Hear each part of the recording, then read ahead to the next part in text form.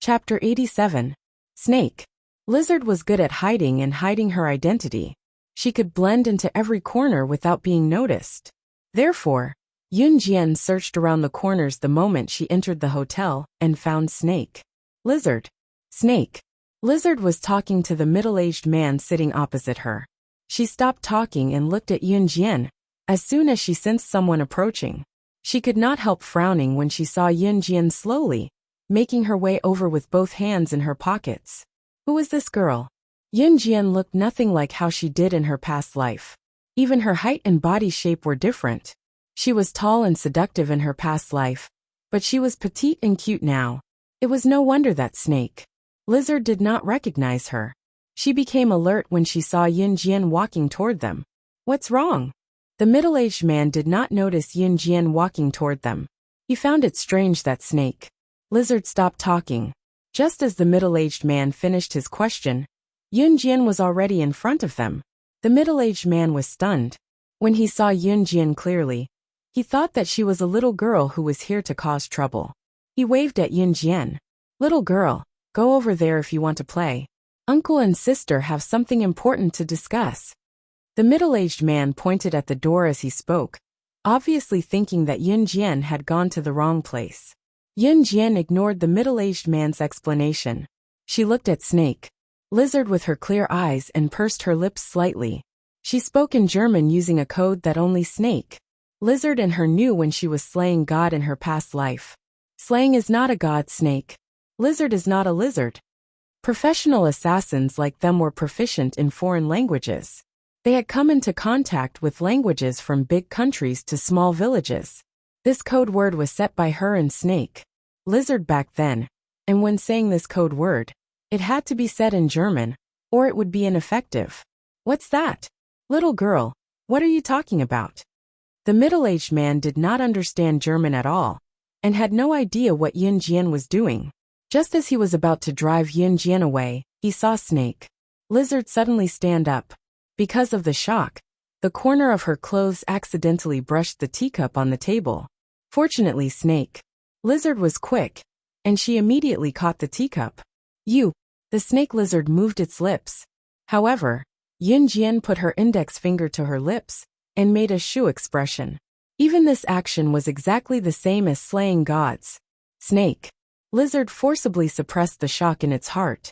In fact, in the eyes of Snake, Lizard and the others, Yunjian had already disappeared, because they only found Yunjian's beloved car, the Ferrari sports car. But she was missing. Yunjian never left this sports car. Even when she was out on a mission, she would drive it everywhere. The car was still there, and the people were still there. But now the car was here, and there was no news of the person. That meant, but not long ago, Yunjian took the initiative to contact her. Snake. Lizard was particularly surprised at that time. But at the same time, she was relieved that Yunjian was fine. Of course, who was slaying God? The #1 special agent. How could something have happened to her? However, until Yunjian said the code and did the action, the questions in her heart seemed to have been answered. I'll settle your matter in a few days. You can leave now, Snake. Lizard looked at Yunjian and said to the middle-aged man. The middle-aged man was stunned and dumbfounded. What was going on? This little girl who came out of nowhere was spouting nonsense. He did not know what she meant, but Snake.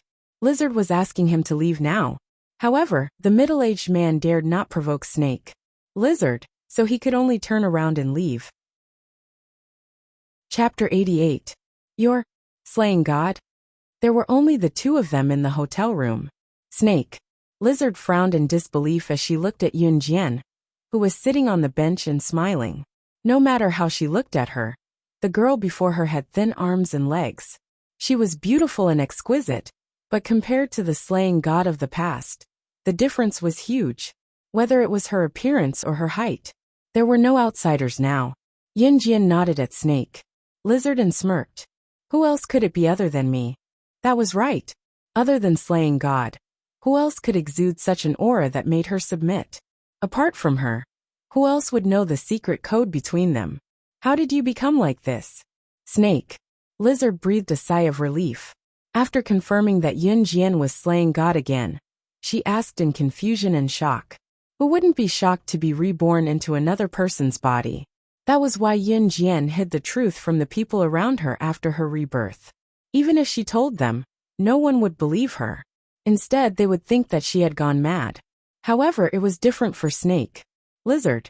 Yun Jian knew Snake. Lizard and her weakness, so she told Snake. Lizard without fear. At the same time, there was no doubt that Snake.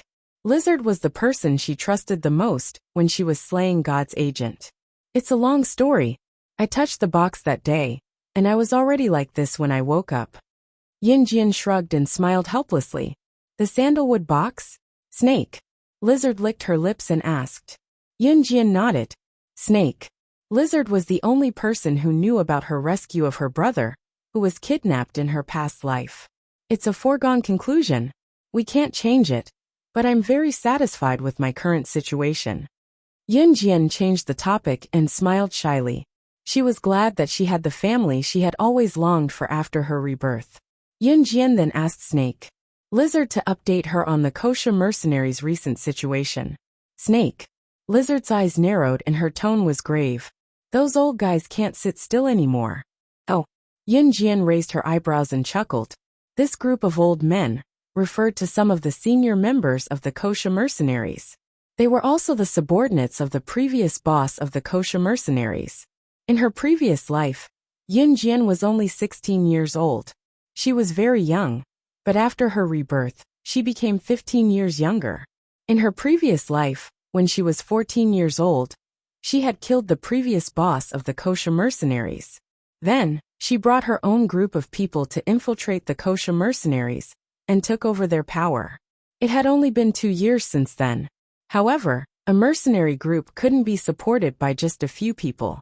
Because she had killed the previous boss of the Kosha mercenaries, that group of old men had been waiting patiently for an opportunity to take her down and destroy her. Of course, Yun Jian wouldn't let them succeed. She could even easily destroy that group of old men. However, the time was not right yet.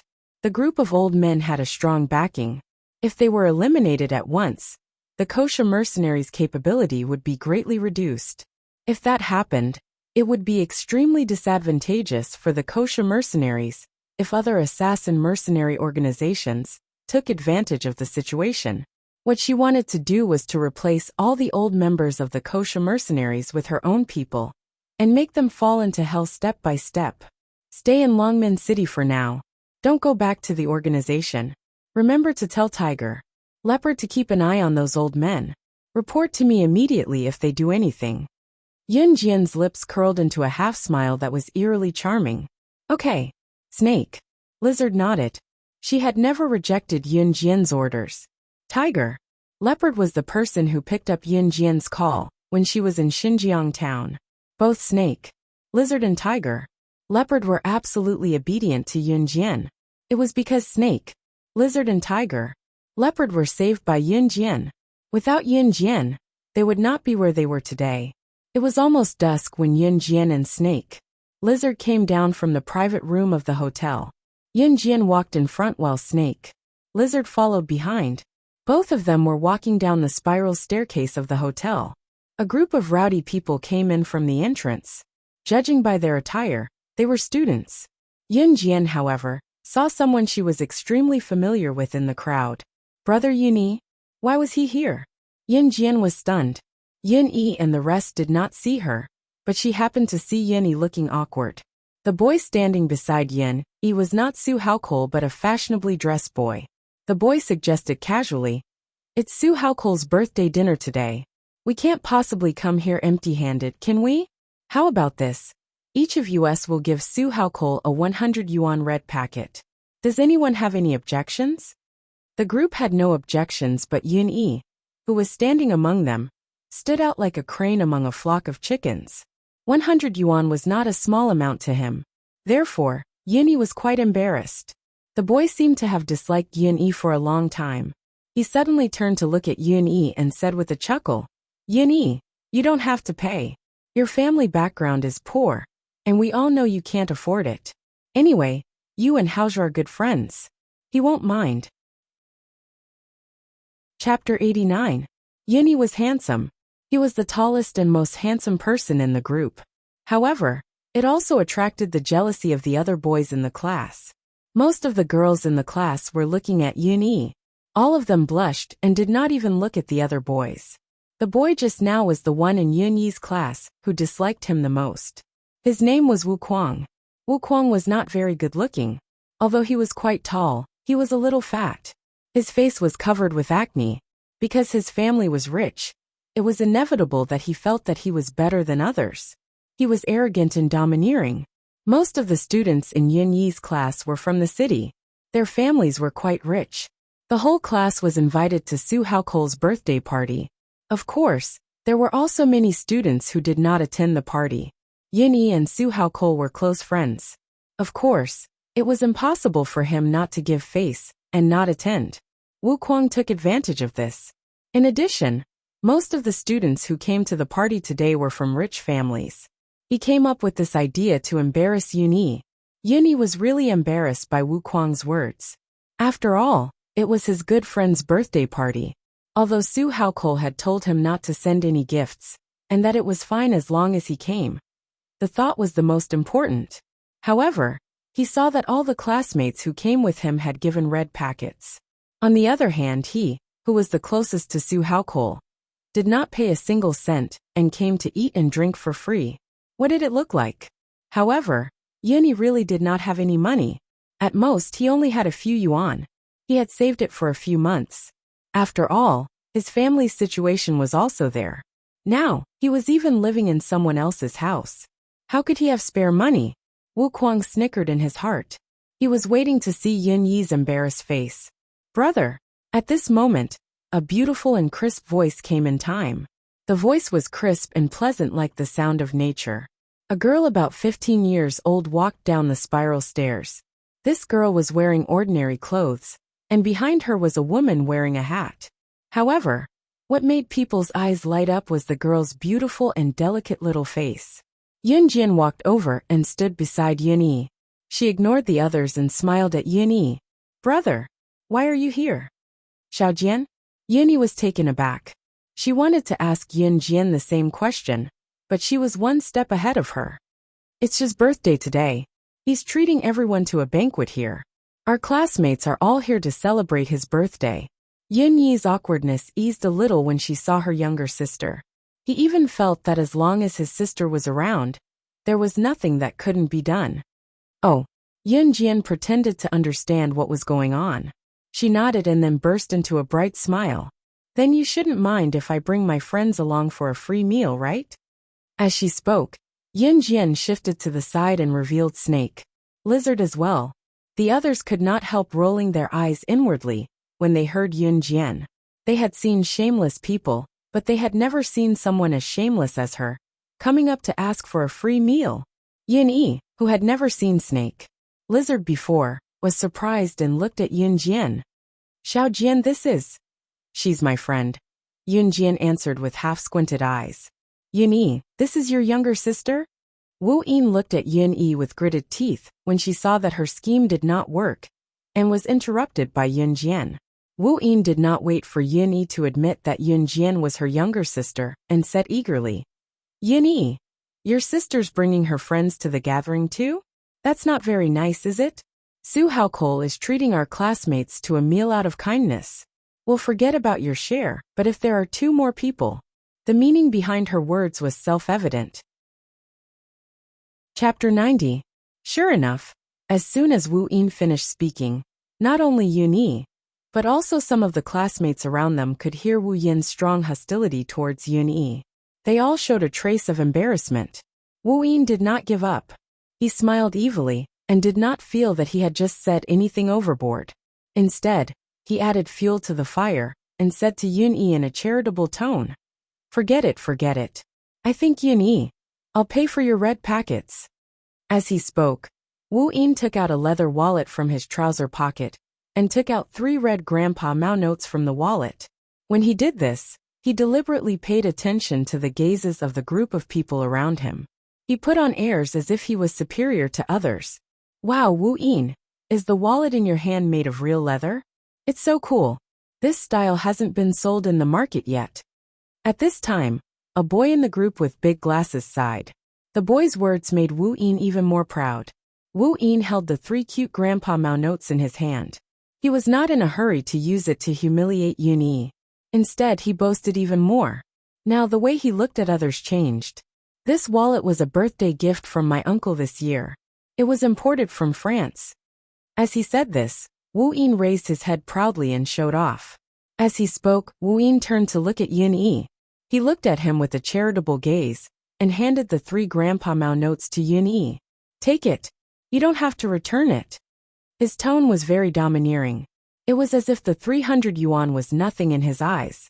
He used it to highlight his family's strong foundation. Yun Yi clenched his fist. Seeing Wu Yin humiliate him like this, he almost raised his fist and punched him. But he held back. Take the money back. We don't need it. Yun Yi gritted his teeth. Their family was poor, but even if they were poor with dignity. Hey Yun Yi. I was kind enough to help you out. Why don't you appreciate it? Wu Yin pursed his lips and even accused Yun Yi, saying that he was ungrateful. Yun Yi's face darkened. Yun Jian saw her brother being bullied by Wu Yin. Naturally, she would not sit by and do nothing. Snake. Lizard, who was standing behind Yun Jian, finally understood the whole story. She remained silent and waited for Yun Jian's instructions. You want to give a red packet if you stay for dinner, right? Yun Jian blinked, replacing Yun Yi Wu Yin. Everyone is prepared to give it to you. You can't just give it to the white sheep empty-handed, right? Little girl, your brother hasn't accepted my goodwill yet. Why don't you hold on to this money for him? Wu Chong waved the 3 red banknotes in his hand and told Yun Jian boastfully. To Wu Qiao, he only had one goal, to embarrass Yun Yi. The rest of the process was not important. It was apparent that Wu Qiao had thought of her as a girl who came from a poor family and was greedy for money. Of course we want to give a red packet. Yun Jian smiled at Wu Yin, revealing a row of neat white teeth. Wu Yin thought that Yun Jian had taken the bait. He quickly handed the 300 yuan used to humiliate Yun Yi to Yun Jian. At the same time, he looked at Yun Yi with disdain. Then take it quickly. He subconsciously thought that Yun Yi's family did not have the financial means to take out 300 yuan at once. Yun Jian suddenly stopped smiling. Her expression suddenly became cold. She turned her head slightly, not looking at Wu Yin and the others' expressions. She turned her head to look at Snake, Lizard's bag, then turned her head to look at Wu Yin and the others. How can a red packet of 100 yuan be enough? Shouldn't you at least give 1,000 yuan? As she spoke, Yun Jian called Snake. Lizard. Lizard. Snake. Lizard had been by Yun Jian's side for so long. How could she not know what Yun Jian meant? Snake. Lizard obeyed and opened her bag, taking out 3 stacks of red 100 yuan notes. Snake. Lizard had the habit of keeping cash in her bag. Yun Jian was naturally aware of this. Seeing everyone's shocked and frightened expressions, and then thinking of her brother's awkward face when he was bullied and did not know how to fight back, Yun Jian could no longer hold back. Even if she could not tell Qin Yuru the truth, she had to let her brother know something. Yun Jian looked at Wu Yin, who was holding the 300 yuan notes in shock, and sneered. 1,000 each, no need to return. Chapter 91. 3 thick stacks of red notes meant 30,000 yuan. Moreover, the money came from Snake, Lizard's purse. In other words, Snake, Lizard's purse was filled to the brim with cash. Prices were low in this day and age. It was already impressive for a student like Wu Qiao to be able to fork out 100 yuan. At the very least, the parents of these students were high-ranking officials or entrepreneurs. They could fork out 100 yuan, but 1,000 yuan was not a small sum. 1,000 yuan was enough for a normal family to live for a long time. Therefore, everyone present was dumbfounded when they saw the scene just now, their eyes nearly falling out of their sockets. Yun Yi was poor, so was his younger sister. Why would his sister's friend have so much money in her purse? More importantly, why had Snake, Lizard obeyed Yun Jian's command just like that? Xiao Jianyu? Yun Yi's eyes widened as she stared at Yun Jian and Snake, Lizard behind her in disbelief. His younger sister was getting more mysterious. Mysterious skills, mysterious friends. Why was it that he could not see through her anymore? They were siblings who grew up together, but Yunyi froze on the spot, as if it was his first time meeting Yun Jian. Yun Jian cast a reassuring look at Yunyi without explaining anything. Wuxia, on the other hand, felt like running away. His palms were sweating as he gripped the 3 notes in his hand, that he thought he could humiliate Yunyi. Looking at the 3 stacks of cash in Snake Lizard's hand, he felt defeated. Now that he thought about it, how ridiculous was his action just now. It was then that a male voice that eased the awkward atmosphere rang. Everyone's here already. Come upstairs quickly, we're waiting for you guys. As the voice faded, Su Haokol, who was dressed in a flashy suit, came down the spiral staircase. His tall and muscular physique was as handsome as Yun Yi's. Su Haokol was stunned when he saw Yun Jian, before he ran to Yun Jian, under everyone's surprised gazes, and looked at her with admiration. Yunyi, Mimi, you're here too. Come take a seat. I'm so happy that you're here for my birthday celebration today. Su Hao's actions caused everyone present to be even more shocked. This girl was valued by Su Haokol now? Combined with the scene just now, it seemed that this girl was not simple at all. Yunyi's younger sister was not simple, not ordinary. Yun Jian smiled at Su Haokol and returned to her usual demeanor. Then, she pointed at the 3 stacks of bills in Su Haokol's hands and said, "This money is the red packet that everyone prepared for you." She really dared to give it to him? That was a total of 30,000 yuan. The group of people thought that Yun Jian wanted to avenge her brother, so she took out 30,000 yuan. However, they did not expect that she really intended to give it to him. 30,000 yuan, this was not a joke. Su Haokol glanced at it and was shocked. Take it. Yun Jian winked at Su Haokol and said. Su Haokol, who did not understand the situation, really thought that it was a red packet from his classmates. He thought that his classmates were really generous this time. So he accepted the red packets without any embarrassment. At this moment, Wu Kuang's expression was the ugliest. After all, he was the one who suggested this. The classmates present were not short of money, even if they really had to give 1,000 yuan. Although it was a little too much, it would still give them face. Chapter 92. Yunyi's lips moved as if he wanted to say something, but he stopped himself. In the end, Su Haokol gathered everyone on the 2nd floor and seated them at the hot pot table in the VIP private room. There were about a dozen round hot pot tables in the VIP private room, and each table could seat about 10 people. It was obvious that Su Haokol had reserved the entire place. Of course, only 2 to 3 hot pot tables were taken after everyone was seated. The remaining tables were used for other purposes. Yun Jian was sitting on the left of her brother, Yunyi, while Snake Lizard was on her right. Su Haokol was sitting beside Yunyi. All 4 of them were seated close to each other at the same table. The dishes are ordered. I've told the waiter that our table will be served first. My dad's business friends will be here later. Don't be shy then, we can talk among ourselves. Su Haokol spoke to his rowdy classmates after he sat down. To outsiders, Su Haokol's family was rich and powerful, and his father was a businessman. However, Yun Jian knew that Su Haokol was the son of Longmen City's top mafia boss. As for the friends of my father's business that he mentioned, he was probably referring to the people in that circle.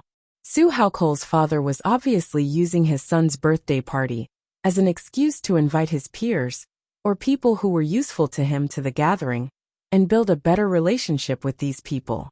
After all, if a gang wanted to survive, they needed to develop over a long period of time. They couldn't just rely on themselves. They could not rely on themselves alone, especially when important matters were involved, such as a large-scale mafia fight. Even the police officers in the police station had to build a good relationship with them. Otherwise, if someone in the mafia killed someone, or there was a mafia fight, the police officers were not idiots. How could they not do anything when they knew about it, and let the mafia do whatever they wanted? Yunyi was also aware of his good friend's identity, but he chose to keep quiet. From the moment he and Su Haokol became brothers, they would not taunt each other because of each other's identity. After a while, the dishes were served. The waiter served the dishes one by one, and the group of people ate happily. After all, Eating at the Golden Sparkle Hotel was very expensive. Even if most of the people present had a good foundation, it was impossible for them to eat here often. Otherwise, wouldn't he be broke from eating? Yunjian sat in her seat and picked the big and fat meat to eat. Her stamina couldn't keep up, so she had to eat more energy. Simply running wasn't enough strength anymore. Slow down, Xiaojian. No one's fighting with you.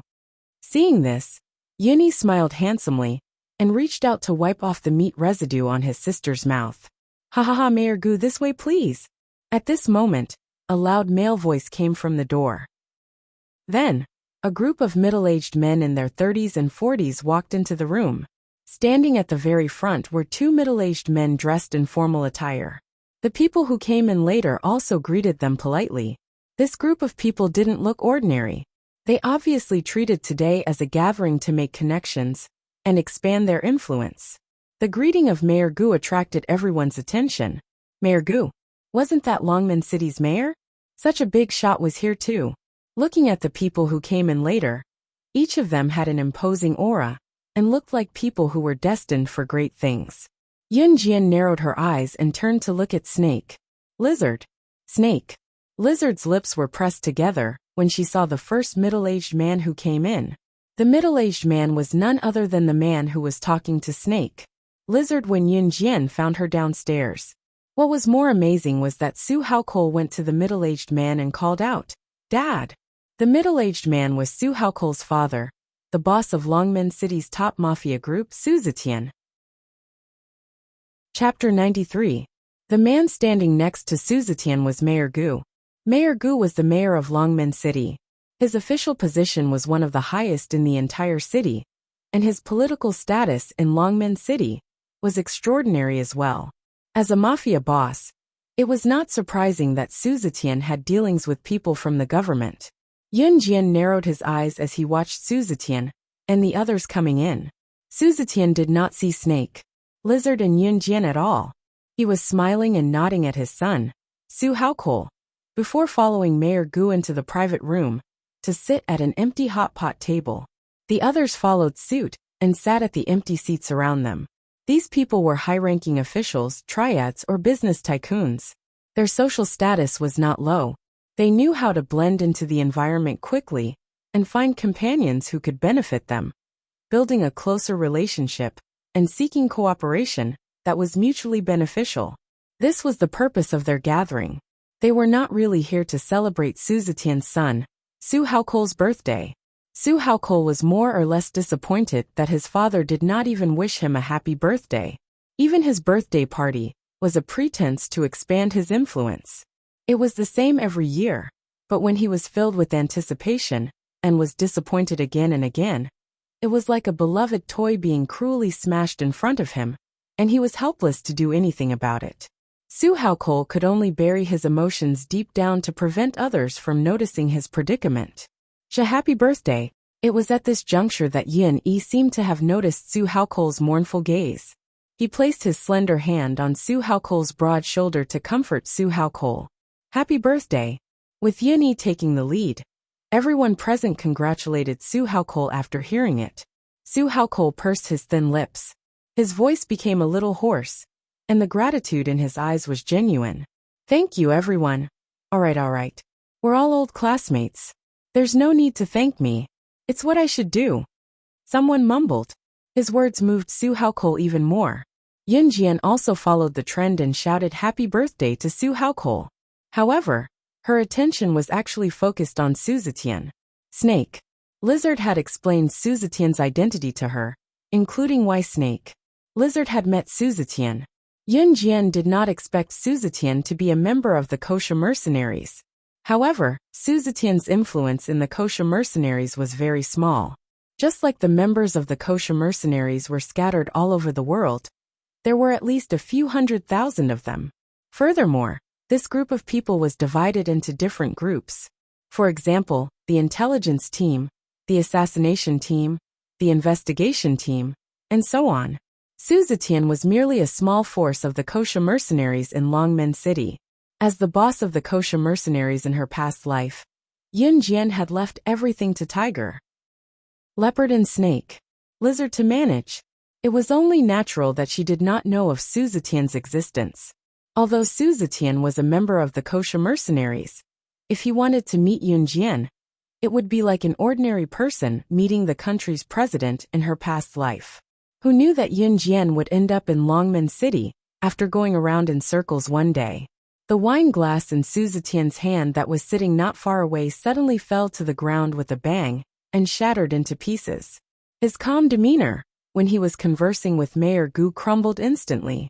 It was because Su Zetian had just looked up when he saw Snake. Lizard. Terrified, he abandoned Mayor Gu and walked over to her under everyone's gaze. Everyone was shocked that Su Zetian would abandon the influential Mayor Gu and walk over to a woman. What was he doing? Su Zetian asked Snake. Lizard carefully. You're here too? Why didn't you say anything? Do you want to sit over there?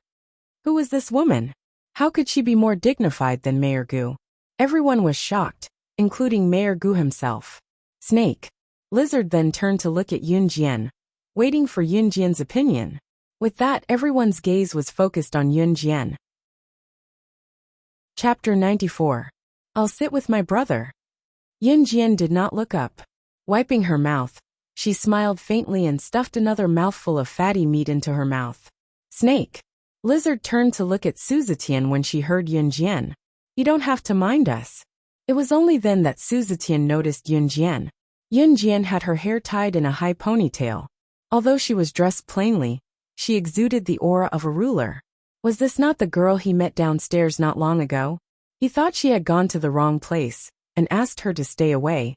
What was the situation now, though? Snake. Lizard was a high-ranking member of the kosher mercenaries. Su Zetian had no right to know her exact position. He only knew that Snake. Lizard held an extraordinary position in the kosher mercenaries. Even so, Su Zetian could only admire Snake. Lizard's status. Now even someone like Snake. Lizard had to lower her head in front of Yun Jian. Who was this little girl? If Su Zetian knew that Snake. Lizard was the highest-ranking member of the kosher mercenaries. His legs would have turned to jelly from shock. If he knew that the seemingly harmless Yun Jian was the biggest boss of the kosher mercenaries, he would have fainted and been sent to the hospital. However, Su Zetian did not know. Such was the way of the world. Su Zetian was the boss of the top mafia group in Longmen City, a big shot who could do anything he wanted. However, he did not even know who the biggest boss of the kosher mercenaries was. All right. Su Zetian could only wipe his slippery lips and bow to Yun Jian and Snake. Lizard before he slowly walked back to Mayor Gu, his body tense. Wow, Yuni, your sister's friend knows Su Haokol's father? Once Su Zetian left, a girl sitting at the same table asked Yun Yi with a surprised gaze. Obviously trying to strike up a conversation with Yun Yi. Yun Yi was very popular in the class, especially the girls. They all liked her. Moreover, Yun Yi was a sincere and gentle person. I don't know. Yun Yi awkwardly glanced at Yun Jian and Snake. Lizard trying to change the topic. He wanted to know why Xiao Jian's friend knew his father too. Others might not know, but Yun Yi knew very well that Su Haokol's father was not a model businessman, but a mafia boss. Xiao Jian's friend knew the mafia boss, and most importantly, the boss was respectful toward her. Even when he was chatting with a big shot like Mayor Gu, he could actually abandon it and come over to greet him first. At the moment, Yun Jian, who was the source of everyone's suspicion, was sitting in her seat and devouring the plate of meat in front of her. Burp. Just as everyone stared at Yun Jian eagerly, hoping to hear some explanation from Yun Jian burped out of the blue. I'm full. Yun Jian rubbed her tummy and returned a sweet smile to the group. The smiles on everyone's faces instantly stiffened. There was no doubt that a wave of shock washed over them. Was there no explanation? After a hearty meal and dinner, the sky was already dark and gloomy. No one was in a hurry to go home. Su Haokol suggested with a chuckle. Why don't we go play at the new arcade for a while? I heard that there's a new gun simulation game there. It looks just like a real gun. As he spoke, Su Haokol turned to look at Yun Jian. Chapter 95. Sister Yun Yi, you should come too. Su Haokol suddenly stuck his head in front of Yun Jian and said with a cheeky smile. Yun Yi shifted his gaze to his sister as well. That day, When Yun Jian killed the sniper, it scared him to death, but it was also a scene that he could not forget for a long time. "Brother, are you going?" Yun Jian asked Yun Yi. Su Haokol suddenly hugged Yun Yi's shoulder and rushed to speak for Yun Yi. "Of course he is going. I'll go." Yun Jian did not hesitate this time and said directly. Su Haokol smiled. The reason why he suggested to experience the simulation game was because of Yun Jian. The way Yun Jian killed the sniper that day was simply the rhythm of a sharpshooter. Otherwise, he would not go to the arcade to experience the simulation game guns. After all, Su Haokol was someone who had a real gun. The simulation game guns were really not good enough. Other than Yun Jian and the others who wanted to go, Yun Yi's classmates chose to go home, especially Wu Bin. He had suffered in the hands of Yun Jian and had long wanted to leave. After waiting for a long time to finish eating, he ran away early in the morning with his tail between his legs. Snake. Lizard did not plan to go to the children's playground, so Yun Jian threw the keys to the Lamborghini that she borrowed from Ce to her and asked her to drive the car away first and come back tomorrow to pick it up. Snake. Lizard responded, took the keys and turned to leave. After the group of people who left, there were more than a dozen people left. A few girls stayed because they wanted to have more contact with Yun Yi and Su Haokol. After all, Yun Yi and Su Haokol were the most handsome guys in school, so there were not many chances to interact with them. "Let's walk along the street like this. It's not far from here, just around the corner of 2 streets, Su Haokol said as he pointed at the street ahead. "I'm fine with anything." Yun Jian nodded. "Just take it as a stroll." Su Haokol chuckled. Thus, the group strolled along the busy street. The city was beautiful at night. The area where Yun Jian was at was covered in neon lights, and there were many people coming and going. A night breeze blew. Autumn nights were always chilly. Yun Jian was wearing a short-sleeved shirt at the moment, so the cool breeze felt a little chilly as it blew through her skin. Yun Yi suddenly took off his jacket and draped it over Yun Jian, saying with a smile, "Xiao Jian, put it on. Don't catch a cold." Yun Yi had always doted on his younger sister since they were young. Yun Jian paused. She was actually not cold. She had gone through all kinds of hardships in her past life, so the cool breeze was nothing to her. In spite of it, she felt warmth from the bottom of her heart, as she could not help thinking of her younger brother in her past life. If her younger brother was still here, would he be as nice to her as he was now? "Thank you, brother." Yun Jian pressed her lips together and did not return the jacket to Yun Yi. Instead, she wrapped it around her shoulders. Yun Yi smiled and ruffled Yun Jian's hair. Step by step, they arrived at the arcade in no time. The arcade was located on the 3rd floor of a skyscraper. Skyscrapers were not common in Longmen City in 1998. The construction of skyscrapers had just begun, so this place was considered the city center of Longmen City. It was the arcade on the 3rd floor. As Yun Jian and the group stepped into the arcade, they saw the big screen that showed a gun simulation game. It had the most people gathered in front of it, most of them teenagers. Chapter 96. While Su Haokol was exchanging the game coins, Yun Jian glanced around. If it wasn't for her brother Yun Yi coming here, Yun Jian wouldn't have come to this place. To Yun Jian, the shooting games here were too childish. The rain of bullets she experienced in her previous life wasn't any less than what was shown in the gun simulation game. "I'm back." Su Haokol held a pile of game coins and ran back from the counter. Then Su Haokol divided the game coins equally among everyone. There were quite a few people standing in front of the gun emulating game console. Because this game console was a new simulation game, even the guns were about the same weight as real guns. Although they were shooting at the big screen, the effect was quite similar to a real gun. The students of this era all wanted to try their hand at a gun, so there were a lot of people here to watch the shooting. There were also a lot of people playing this shooting game. "Hey, it seems like we have to wait. There are too many people waiting to play the gun simulation game." Su Haokol touched his head and said, "Boys were passionate about guns and racing, but girls were different. So in the group, except for Yun Jian, the other girls all went to play other games. For example, the claw machine, which was suitable for girls to play. At this time, in front of the gun simulation game, a group of young people shouted, "Wow!" They saw a man in his 20s standing in front of the gun simulation game. The man put away his gun and showed a triumphant smile. This gun game was to shoot at the target on the screen with a gun. Of course, this gun didn't have bullets, but it gave people a visual feeling of hitting the target on the screen. And besides the fact that there were no bullets, whether it was the feel of the gun or the simulation, it was first class. So when this game was released, it attracted a lot of young people who liked to play with guns. Wow, Brother Lei is amazing. No wonder he has touched a real gun. He knocked down 32 targets in 1 minute. A boy standing not far away bragged to the man holding the gun. It was as if he was afraid that people didn't know that this man in his 20s had touched a real gun. Sure enough, when they heard that the man called Brother Lei had touched a real gun, the surrounding people were so surprised that they gasped. Now Brother Lei was even more proud of himself. This is nothing. You haven't touched a real gun. There is a difference between a real gun and a toy gun. Brother Lei boasted. He was so proud that his nose was almost higher than his eyes. Are you done playing? Can you move aside if you are done? Su Haokol saw that Brother Lei's group had finished playing and didn't move aside, so he went forward and asked. At this moment Brother Lei, who was still under everyone's admiring gazes, glared at Su Haokol fiercely. Where did you King brat come from? How dare you snatch my game console? Brother Lei clenched his fists and bumped them together. He looked like he was about to fight and showed off.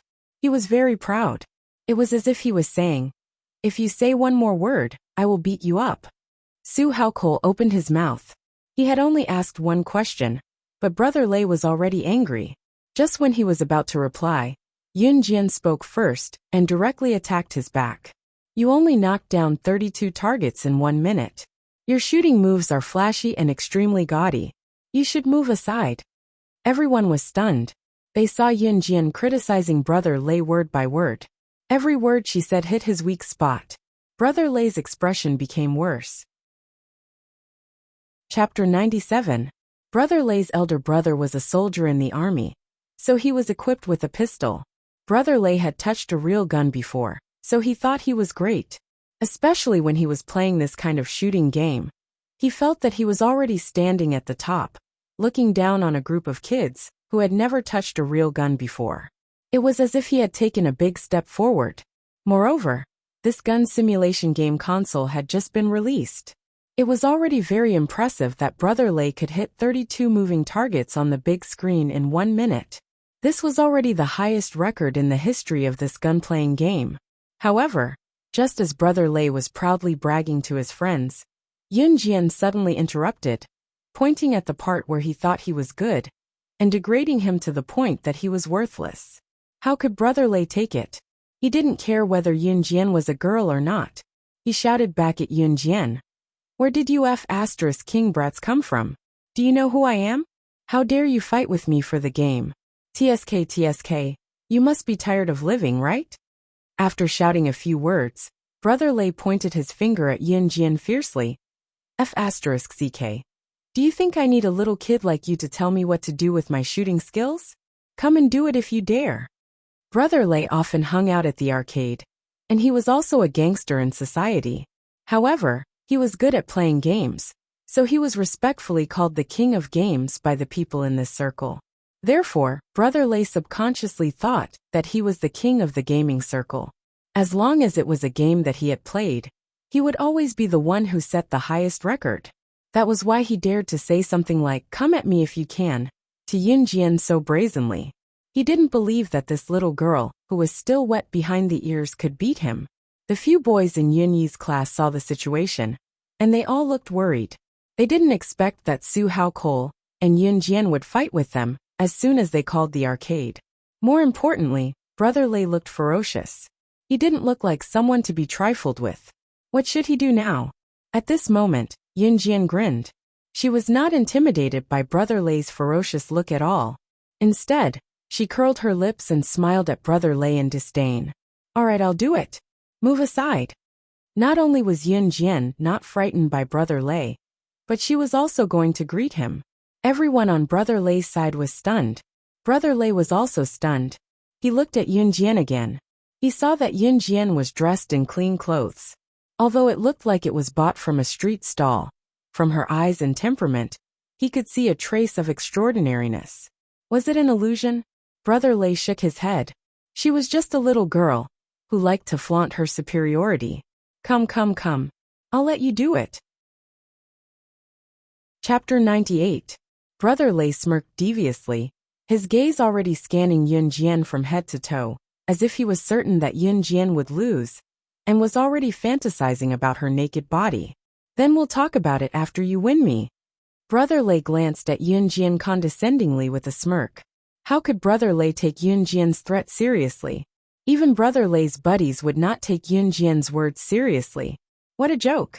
How could Brother Lei lose to an underage girl? Therefore, they could not wait to see Yun Jian lose and beg for mercy, only to be stripped naked by them. Brother Lei and his gang had done this many times. They were all gangsters in the society. What had they not done before? They would snatch any woman they fancied. If they could not get their hands on her, they would rape her, drug her, and force themselves on her. Did they not subdue her in the end? Everyone knew that Yun Jian was pretty. In fact, when Yun Jian and Brother Lei were at loggerheads in the beginning, Brother Lei's buddies had been eyeing Yun Jian. That was why Yuni was anxious. How could he pretend that he did not know that his younger sister was being eyed around by Brother Lei and his gang? Come on, little girl. Why aren't you here yet? Don't tell me you're too scared to come? One of Brother Lei's buddies could not help urging when he saw that Yun Jian had yet to go to the game console. Yun Jian smirked coldly and tossed a small pile of tokens in her palm into the air, before catching them handsomely. She then took out another token with her other hand and passed the rest to Yun Yi. Brother, hold these for me, Yun Jian told Yun Yi. Xiao Jian, don't force yourself. Yun Yi bit his lip and said worriedly. Although Yun Jian had killed the sniper that day, as her brother, he was still worried about his sister. Yun Jian narrowed her eyes and smiled. Her heart felt warm. It felt good to have someone backing him up.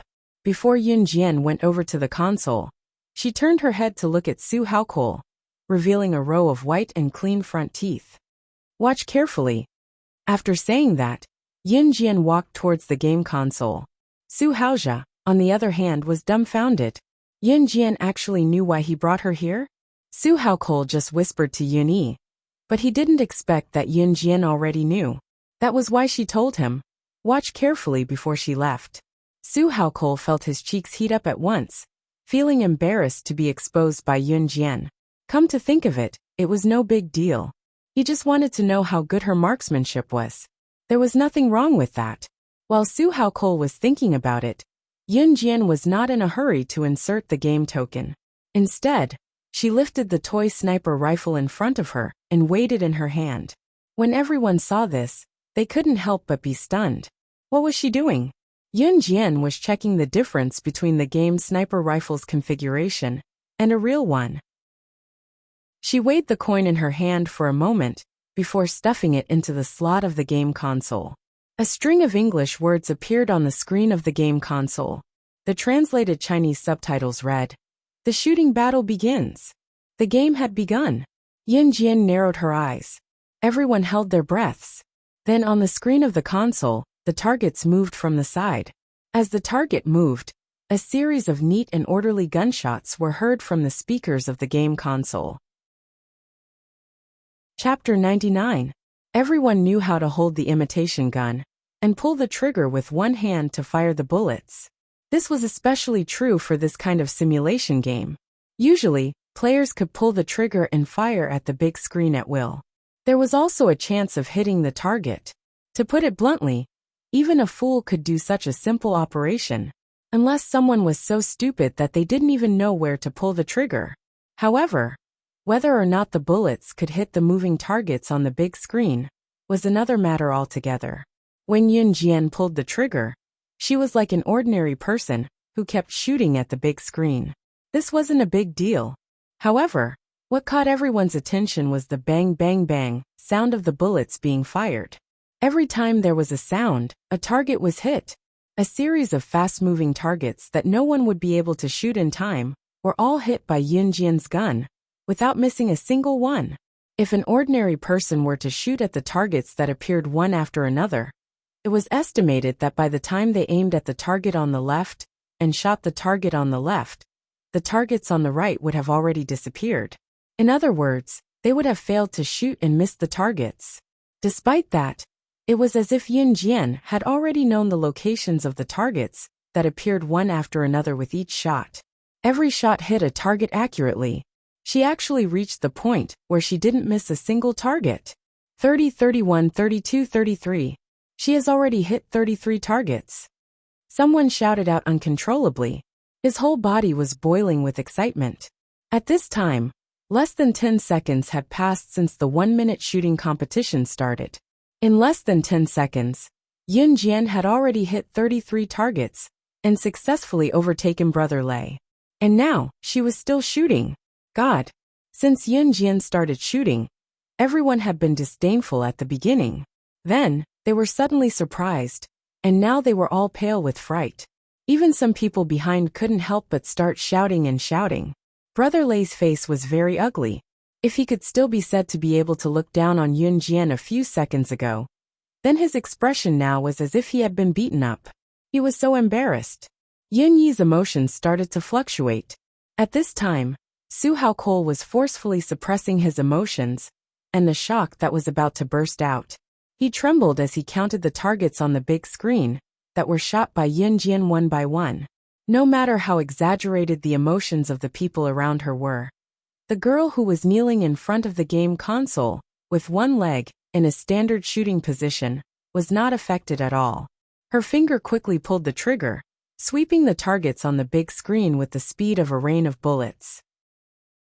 When the game ended, the 4 big words and a string of numbers that appeared on the screen brought everyone's emotions to the climax. On the big screen, 6 big red words popped out, highest record. Below the words in white letters, 203. Yun Jian hit 203 targets in 1 minute. Oh my god. Did I see it wrong? Guns to play to shoot. This girl is so cool. Did you see her shooting posture just now? She's so cool. Some of the boys who were naturally fond of guns almost jumped up in excitement when they saw this scene. Brother Lei, who had shot 32 targets in 1 minute, was already very good. But what about Yun Jian? She had hit 203 targets in 1 minute. How could they compete with such results? Sharpshooter. Sharpshooter. Didn't you see that? She didn't miss a single bullet just now. This girl must be a sharpshooter. The audience was in an uproar, which even attracted the attention of a group of people who were playing other games. At this time, Yun Jian, who had gently put down the imitation gun in her hand, stood up and walked towards Brother Lei with a smile. Chapter 100. Brother Lei thought that Yun Jian was joking. Who would have thought that she really wanted to cripple his hand? Was she joking? No matter what, Brother Lei and his gang were all ruffians and gangsters in the society. Fighting with others was something that they often did. Brother Lei had planned to stop today. After all, he was in the wrong. However, Yun Jian dared to say that. Hence, out of his pride as a man, Brother Lei's expression changed. He looked at Yun Jian and scolded. F***ck. Whose hand do you want to cripple? Just based on a bunch of scrawny little brats like you? You want to fight, right? Was there going to be a gang fight? Hearing that Brother Lei was angry, some of the people who were watching the show were afraid of being implicated. They quickly took a few steps back. It was true that the young lady had won, but Brother Lei and his gang were not people who kept their word. More importantly, Brother Lei's group of brothers had never lost to anyone in a fight. Moreover, Brother Lei had someone backing him up. Rumor had it that Brother Lei had brought a group of people who called themselves brothers and beat up a person until he was completely paralyzed and could not take care of himself for the rest of his life. Later, although this group of people was taken away by the police, they were released safely in less than half a day. What else could it be other than having someone backing him up? Someone kindly reminded Yun Jian. Young lady, hurry up and leave. Don't force yourself. Brother Lei obviously heard the murmurs of the people around him. He seemed to be in a better position. His pair of malicious eyes stared at Yun Jian's face. Then he smiled evilly and said, "But if you apologize to me and accompany me tonight, I will forgive you. The way he addressed himself as brother made Yun Jian feel even more disgusted with Brother Lei and his gang. I only want one of your hands. Yun Jian smiled. Although there was a smile on her face, it was a fake one. What? Brother Lei seemed to have not heard what Yun Jian said. He was shocked again. He thought to himself that this young girl must have eaten a bear's heart and a leopard's guts. He had given her face, but not only did she not back down, she even wanted to confront him head-on? Su Haokol, who was watching from the side, didn't say anything. He didn't want to help Yun Jian either. He was the son of Longmen City's mafia boss. If this identity was revealed, Brother Lei and the rest could only beg for mercy. However, Su Haokol narrowed his eyes and watched. He wanted to know how Yun Jian would deal with this matter. Yunyi was unable to stand in front of Yun Jian due to Su Haokol's tug, but he knew that Zhe would definitely step in if Xiao Jian did not have the ability to handle Brother Lei and his gang. So he was less worried. Io, this young lady's marksmanship is accurate, but isn't she digging her own grave by challenging Brother Lei? The people around saw this and couldn't help but mutter. Such a good girl is going to be defiled by Brother Lei. The surrounding crowd avoided Brother Lei's ears and made a commotion. So what if Yun Jian was a sharpshooter? To them, even if she was a sharpshooter, she would still be in trouble when she went up against a rascal like Brother Lei. Left hand. Yun Jian studied Brother Lei, not intimidated by his intimidating aura at all. What? Brother Lei was even more confused. It was not only Brother Lei who was confused, everyone else was equally confused. What left hand? Yun Jian had already taken 2 large strides toward Brother Lei. Then her movements were simple and extremely fast. Before Brother Lei and his gang could react, Yun Jian's hand was as nimble as a snake as it coiled around Brother Lei's left wrist. Crack! There was a crisp sound of bone breaking. Before Brother Lei could react, Yun Jian was already in front of him, and his left arm was broken by Yun Jian. Excruciating pain shot through his body as Brother Lei cried out in agony. My hand! The entire process took less than 3 seconds. The group was stunned as their gazes landed on the devil who was all smiles, but could break a person's arm with a smile. The girl grinned innocently and said, "He pointed at me with his left hand just now." Chapter 101. The crowd, who had thought that Yun Jian was a pretty, thin and weak girl, looked at Yun Jian in disbelief. Their eyes were wide open. How was this girl thin and weak? Just because Brother Lei pointed his finger at her, she crippled one of his hands. Such a domineering way of doing things made everyone extremely shocked. She was a demon that was 10 times scarier than Brother Lei. Yun Jian narrowed her beautiful eyes. She glanced sideways at Brother Lei and his gang, who were staring at her. She smirked and said provocatively, "Why aren't you leaving? Do you want to roll on the ground like him?"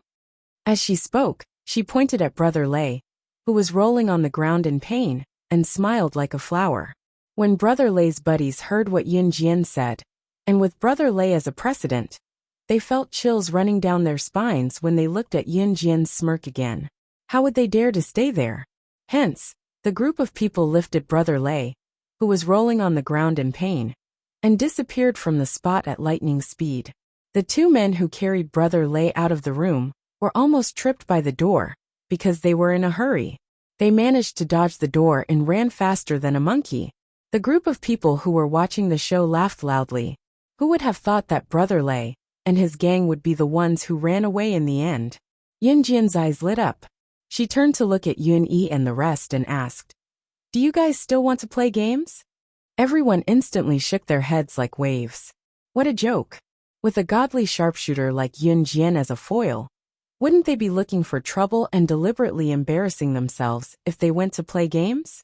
However, the group of people didn't expect that Yun Yi's sister was not only good at shooting, but she was also so cool when she beat people up.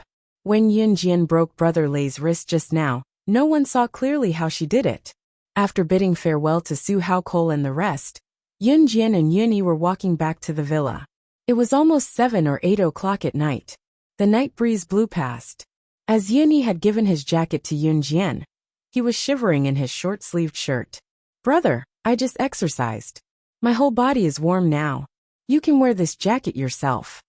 Yun Jian took off his jacket and returned it to Yun Yi. She didn't allow Yun Yi to say anything else. Yun Yi opened his mouth, his handsome lips breaking into a smile as his thin lips brushed lightly. His sister was concerned about him. How could he reject his sister's good intentions? Hence, Yun Yi hurriedly put his jacket back on. When they returned to the villa, the lights were still on, the house was still on the house. Dong Wan was an official, so he rarely returned home. Sometimes, he would even stay out all night because he was busy. Her son, on the other hand, had been entrusted to a teacher in an aristocratic school, so she was rarely home. Qin Yuru, on the other hand, had gotten a job as a waitress in a restaurant. Her salary was much higher than when she was working in a textile factory.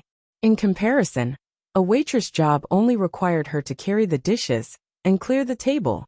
It was just that she got off work later, around 10:30 p.m. After all, Qin Yuru did not have a degree, so Dong Wan could only arrange for her to work in a place like this. Now that Yun Jian and his family were staying at Dong Ruan's place, it added to the liveliness of the house. Xiao Jian, I'm going back to my room to rest first. I'll be back in school tomorrow morning. It's our monthly exam in a few days. I can only calm down by revising in school. Yun Yi said to Yun Jian once he reached home, and went upstairs to rest. He was serious in his studies, and went upstairs to rest. Not long after Yun Yi left, a tall figure came down from upstairs. It was none other than Ce. It was only then that Yun Jian remembered that she had yet to return the car she borrowed from him. Just as she was about to explain, Ce's beautiful lips beat her to it. He asked first instead of asking about the car's whereabouts. You just came back? Ce frowned slightly when he saw Yun Jian's bare arms. The short sleeves could not hide the coldness on her arms. Ce took off his jacket and tossed it to Yun Jian, saying coldly, It's cold at night, and you're wearing so little. My auntie will blame me if you catch a cold. As he spoke, he tilted his chiseled face slightly. The last sentence was obviously made up by him. Chapter 102. Yun Jian was dumbfounded. She paused and caught the jacket Ce tossed to her. She hesitated before putting it on slowly and said blankly, I've left your car with my friend. I'll return it to you tomorrow. Ce nodded and glanced at Yun Jian with his deep gaze before turning away. Without even a word of farewell, his tall and handsome figure disappeared from Yun Jian's sight. Yun Jian was stunned again. She pressed her dry lips together and grinned. The next morning, Yun Jian had Snake Lizard drive Ce's Lamborghini back, and returned it to him along with the car keys. Yun Jian then went out with Snake Lizard. She had just settled down in Longmen City, but she had decided to start a business in Longmen City a long time ago. Yun Jian had always been a person who took responsibility for her actions. Since she had said it, she would do it without any hesitation. Zhang Jifan and the rest had been brought to Longmen City by Yun Jian before Yun Jian came. They were even staying in a rented house in Longmen City. Of course, all of this was secretly arranged by Yun Jian. Qin Yuru and Yun Yi were completely unaware of it. Country Z's economy had just taken off, and the people's lives were gradually moving from poverty to prosperity. In the past, people used to travel on foot, but in this era, it was gradually being replaced by vehicles like bicycles and motorcycles. A vehicle like a car could only be bought by a few wealthy families. However, as the times changed, cars would be brought to the world stage sooner or later, and replace them as the most convenient means of transportation. In other words, every household would be able to afford a car one day. Of course, all of this was inferred by Yun Jian based on the current situation and business trends. She had also fact-checked it. Places like Europe and America that were economically advanced and had a high standard of living were gradually developing in this direction. In spite of this, it was proven that Yun Jian's inference was accurate. Of course, this was a story for another time. Yun Jian planned to start a car marketing company. The idea might seem absurd. She was just an underage girl who was not even 18 years old. Yet she wanted to start a car store? However, it was undeniable that starting a company required investment, and Yun Jian had the money. She had channels to import cars from home and abroad as well. When Yun Jian told Zhang Jifan and the rest about her idea. Zhang Jifan and the rest felt their eyelids twitch, and they almost fainted from shock. What? You want to start a car company? Zhang Jifan stuttered as he looked at Yun Jian in shock and fear. In this era, anyone who owned a motorbike at home could use it to look cool. A car was simply a symbol of the rich. What's more, to run such a car company, the number of cars needed was more than just a few. Secondly, they needed to have working capital. Secondly, they needed to go through the application process, and they needed to have a sales store. These were all essential procedures. Yun Jian nodded and leaned her slender legs against the corner of the table. She smiled naturally at Zhang Jifan and said, I've said that you don't need to worry about the company's investment. What you need to do is to manage this company for me. How could she not make money when there was a chance for her to make it? Only with investment could she make a profit. She, Yun Jian, would never do a losing business. Me? Zhang Jifan pointed at himself and was stunned again. It's you. Yun Jian narrowed her eyes and wiped her red lips. And this company will be registered under your name. After a pause, Yun Jian exuded a confident glow. Zhang Jifan and the rest could not help but look at her in a new light. The name of the new company will be. Yun Jian raised her eyes slightly and looked ahead with a smile. New start. A new life, a new start. Chapter 103. Zhang Jifan was stupefied. He did not expect Yun Jian to trust him so much. Yun Jian was fully responsible for the investment, so he did not have to worry about the company's startup. However, he would still have to put his name on the company when it was registered. Such a good thing was hard to come by even in 8 lifetimes. At the same time, Zhang Jifan was certain of one thing. Whether he could walk this path with Yun Jian or not, he would not be disloyal. Sister Jian, don't worry. I, Zhang Jifan, guarantee you that I'll do my best. Zhang Jifan promised Yun Jian heavily. Ever since they were taken in by Yun Jian that day, Zhang Jifan and his buddies had regarded Yun Jian as their boss and called her Sister Jian. If Zhang Jifan became the company's leader, his buddies would naturally be the company's pioneers as well. The buddies looked at Yun Jian passionately and promised in unison. Sister Jian, we promise that we won't be disloyal. We swear to follow you to the end.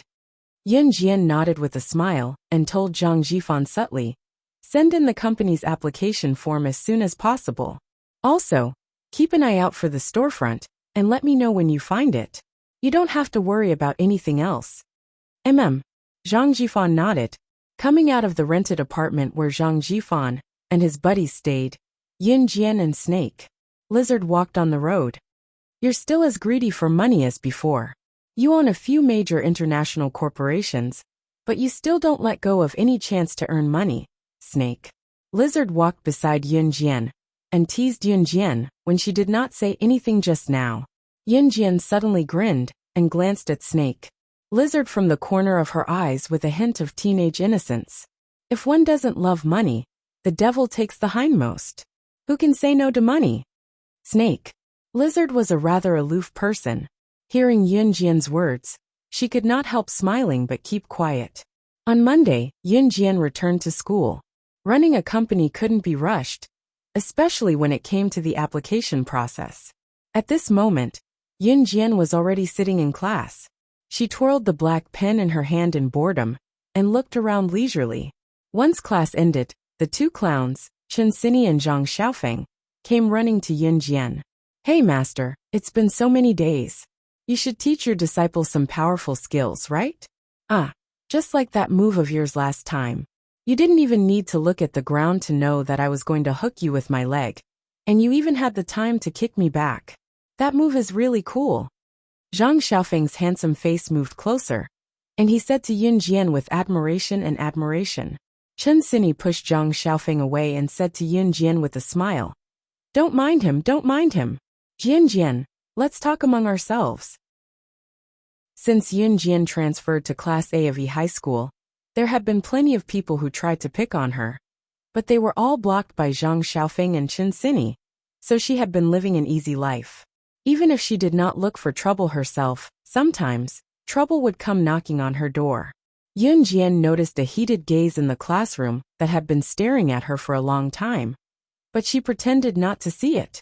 It was just that the owner of the gaze could not hold it in anymore. As he walked over to Yun Jian, Lu Rongrong came over to look at Yun Jian and asked in annoyance, "Hey, who was the person who came to pick you up last Friday?" It was not Lu Rongrong's fault for asking. Siyi's looks were too alluring. His handsome face was bound to mesmerize many girls. Yun Jian looked up at Lu Rongrong before lowering her gaze to meet Chen Sini's eyes, ignoring her. Chapter 104. F***CK, Lu Rongrong, what do you mean by this? Zhang Xiaofeng was the first to stand up for Yun Jian when he saw Lu Rongrong throwing her weight around in front of his master. That's right. What's wrong with my Jian being picked up after school? What does it have to do with you? Why should I tell you? Who do you think you are? Chen Sini scolded Lu Rongrong before Zhang Xiaofeng could. Lu Rongrong had always been a spoiled brat. She was flashy but not practical. She pointed at Chen Sini angrily and opened her mouth. However, she stomped her feet and could not say anything. In the end, she snorted and ran away. Yun Jian could not help grinning at the sight. The morning sun shone in through the window and refracted on Yun Jian's rosy cheeks, making her feel warmer and more comfortable. It had been a long time since she felt so comfortable. Every time someone tried to pick a fight in school, Chen Sini and Zhang Xiaofeng would chase them away with their sharp tongues like this. They were adorable.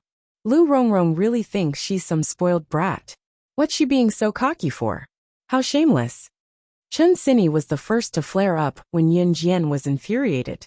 She huffed and sat down opposite Yun Jian. Zhang Xiaofeng chuckled dryly as well before he looked around, as if he remembered something. He turned to whisper mysteriously to Yun Jian and Chen Sini. Do you know? The black market is holding an underground tournament this Saturday. It's at Longtu Mountain not far from our school. How about it? Do you want to go and watch? Haha, I can guarantee that the lineup will be spectacular. To convince Yun Jian to go, Zhang Xiaofeng emphasized. And I heard that it's a bet between the mafia boss of Longmen City and a foreigner.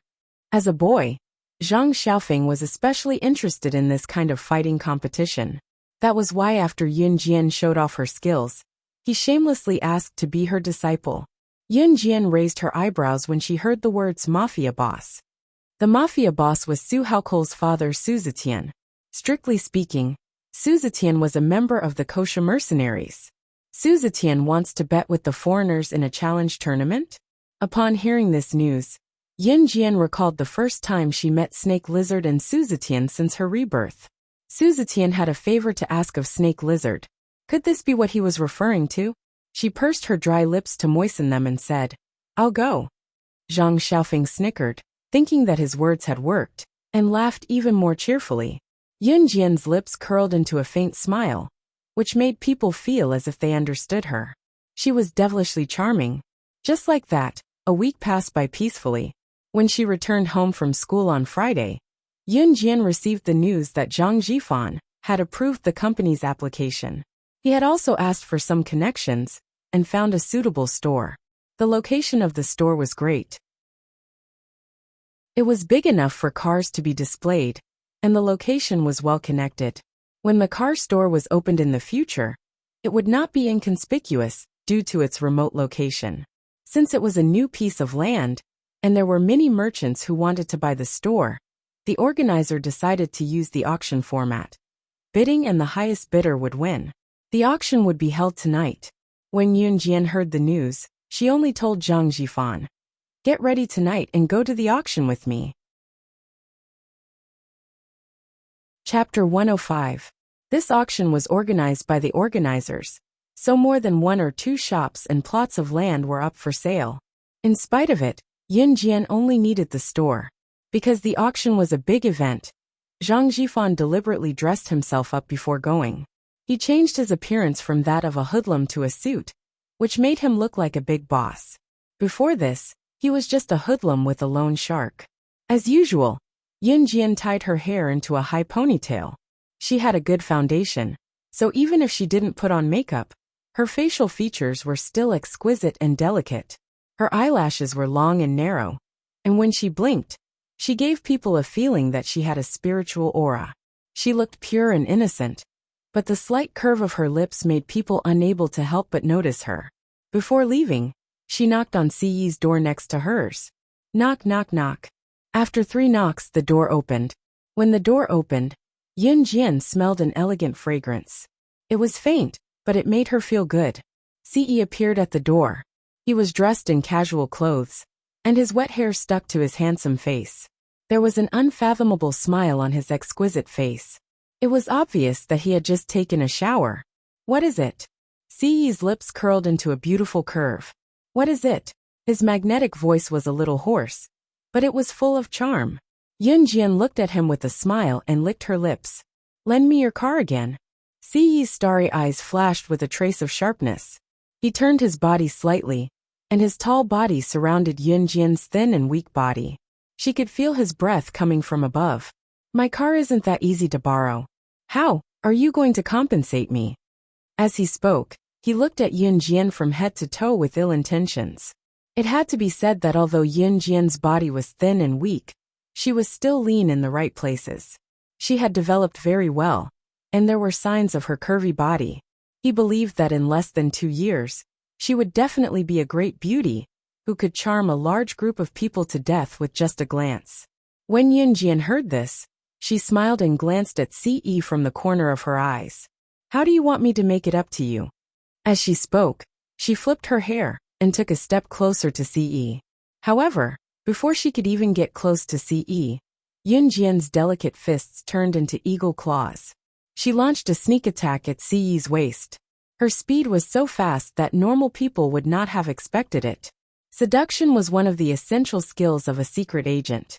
In her previous life, although Yun Jian had never been in love with a man, and had never even been intimate with a man, she would still make use of her lust to lower the enemy's guard and kill them in one move.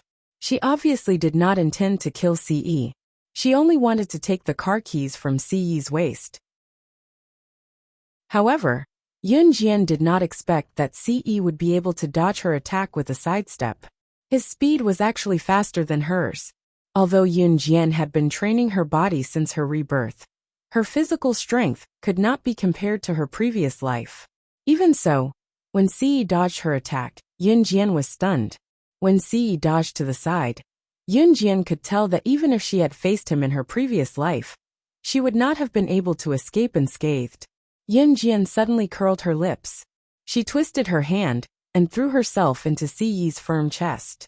The fresh fragrance of a young girl drifted into his nose. Ce, who had never been so intimate with a woman, was stunned. Yun Jian took advantage of this moment to reach out and take the car keys from Ce's waist. She then left Ce's chest in a flash and ran far away. She could not help but turn back to leave a smile. I'll take the car keys, thanks. As she spoke, Yun Jian had already run down the stairs. Chapter 106. On the other hand, Yun Jian had driven the Lamborghini to the entrance of Zhang Jifan's rental apartment and was waiting for him. When Zhang Jifan saw the Lamborghini, his eyes trembled violently. Obviously, he was shocked. There were only a few types of cars that he had seen on a daily basis. It was especially so in a developing city like Longmen City, where sports cars were only affordable for the wealthy. In normal business, those who had some money would usually drive cars of brands like Santana, Honda, and Mazda. They were all cars that consumed low fuel, were affordable, and had average appearances. This era had yet to reach the era where cars were everywhere. Naturally, it was the best starting point to start a car marketing business. Therefore, when Zhang Jifan saw the modified super sports car, the Lamborghini, there was an irrepressible glint in his eyes. More than that, it was shock. Sister Jian, where did you get this car? After Zhang Jifan got into the car, he was still stiff, not daring to touch anything in the car, afraid that he would break something. In the end, he could not help asking Yun Jian. I borrowed it. Yun Jian narrowed her eyes and did not explain further. She then started the engine and sped away under Zhang Jifan's horrified gaze. Soon they arrived at the entrance of the auction. The auction was coordinated and organized by various major sponsors. It was a grand occasion, And not just anyone could enter. If one did not dress appropriately, they would not even be able to enter the auction. Yun Jian did not have an invitation, so she drove the Lamborghini to show her status. Otherwise, he wouldn't even be able to enter the auction venue. How would he be able to buy that piece of land and open a car dealership? Of course, Yun Jian would not allow the possibility of being stopped at the entrance. The auction was held in the best location in Longmen City, the fashion building. At the moment at the entrance of the fashion building, Yun Jian drove the black Lamborghini and drifted past the entrance before she slammed on the brakes and parked in front of the building. She got out of the car and walked into the building with Zhang Jifan. The surrounding people were dumbfounded. The appearance of the Lamborghini caused an uproar among the crowd. In this era, it was already very good to be able to drive a car. Although those who came to attend the auction today were wealthy and respectable bosses who stood at the pinnacle of Longmen City, it was rare to find someone who could afford a sports car. This Bolangini was a modified supercar, and it was an international limited edition. There were only a few of them in the world. Many of the people present knew about this car, but they had never had the chance to see it in real life. Now that they saw it, they couldn't help but be stunned. Which big shot had come to Longmen City? However, when Yun Jian got out of the driver's seat of the Bolangini, everyone gasped. Heavens! Could it be that this super sports car belonged to a young girl who hadn't even reached 18 yet? At this time, Yun Jian had been respectfully invited in by the receptionist at the entrance of the fashion building. The auction had yet to begin, but the people standing around were all important figures in the business world, or the government. All of them were using such an occasion to find people who could get along well with them. Officials protecting each other and businessmen benefiting each other had already become a social trend. Yun Jian was particularly eye-catching standing here, because the people standing here were either mature women or mature men who were all around middle-aged. She was the only one who was young. There was only one reason why the people around her were looking at her. One must have some status to enter the auction, or know someone important to be brought in. The fact that this young girl could enter meant that she was somewhat capable. Yun Jian. Under everyone's gaze, an untimely low male voice suddenly rang. Turning, Yun Jian saw a face that was both unfamiliar and familiar at the same time. Zhang Taijun? Her uncle in name? She had met him once when Su Haokol was assassinated by a sniper the other day.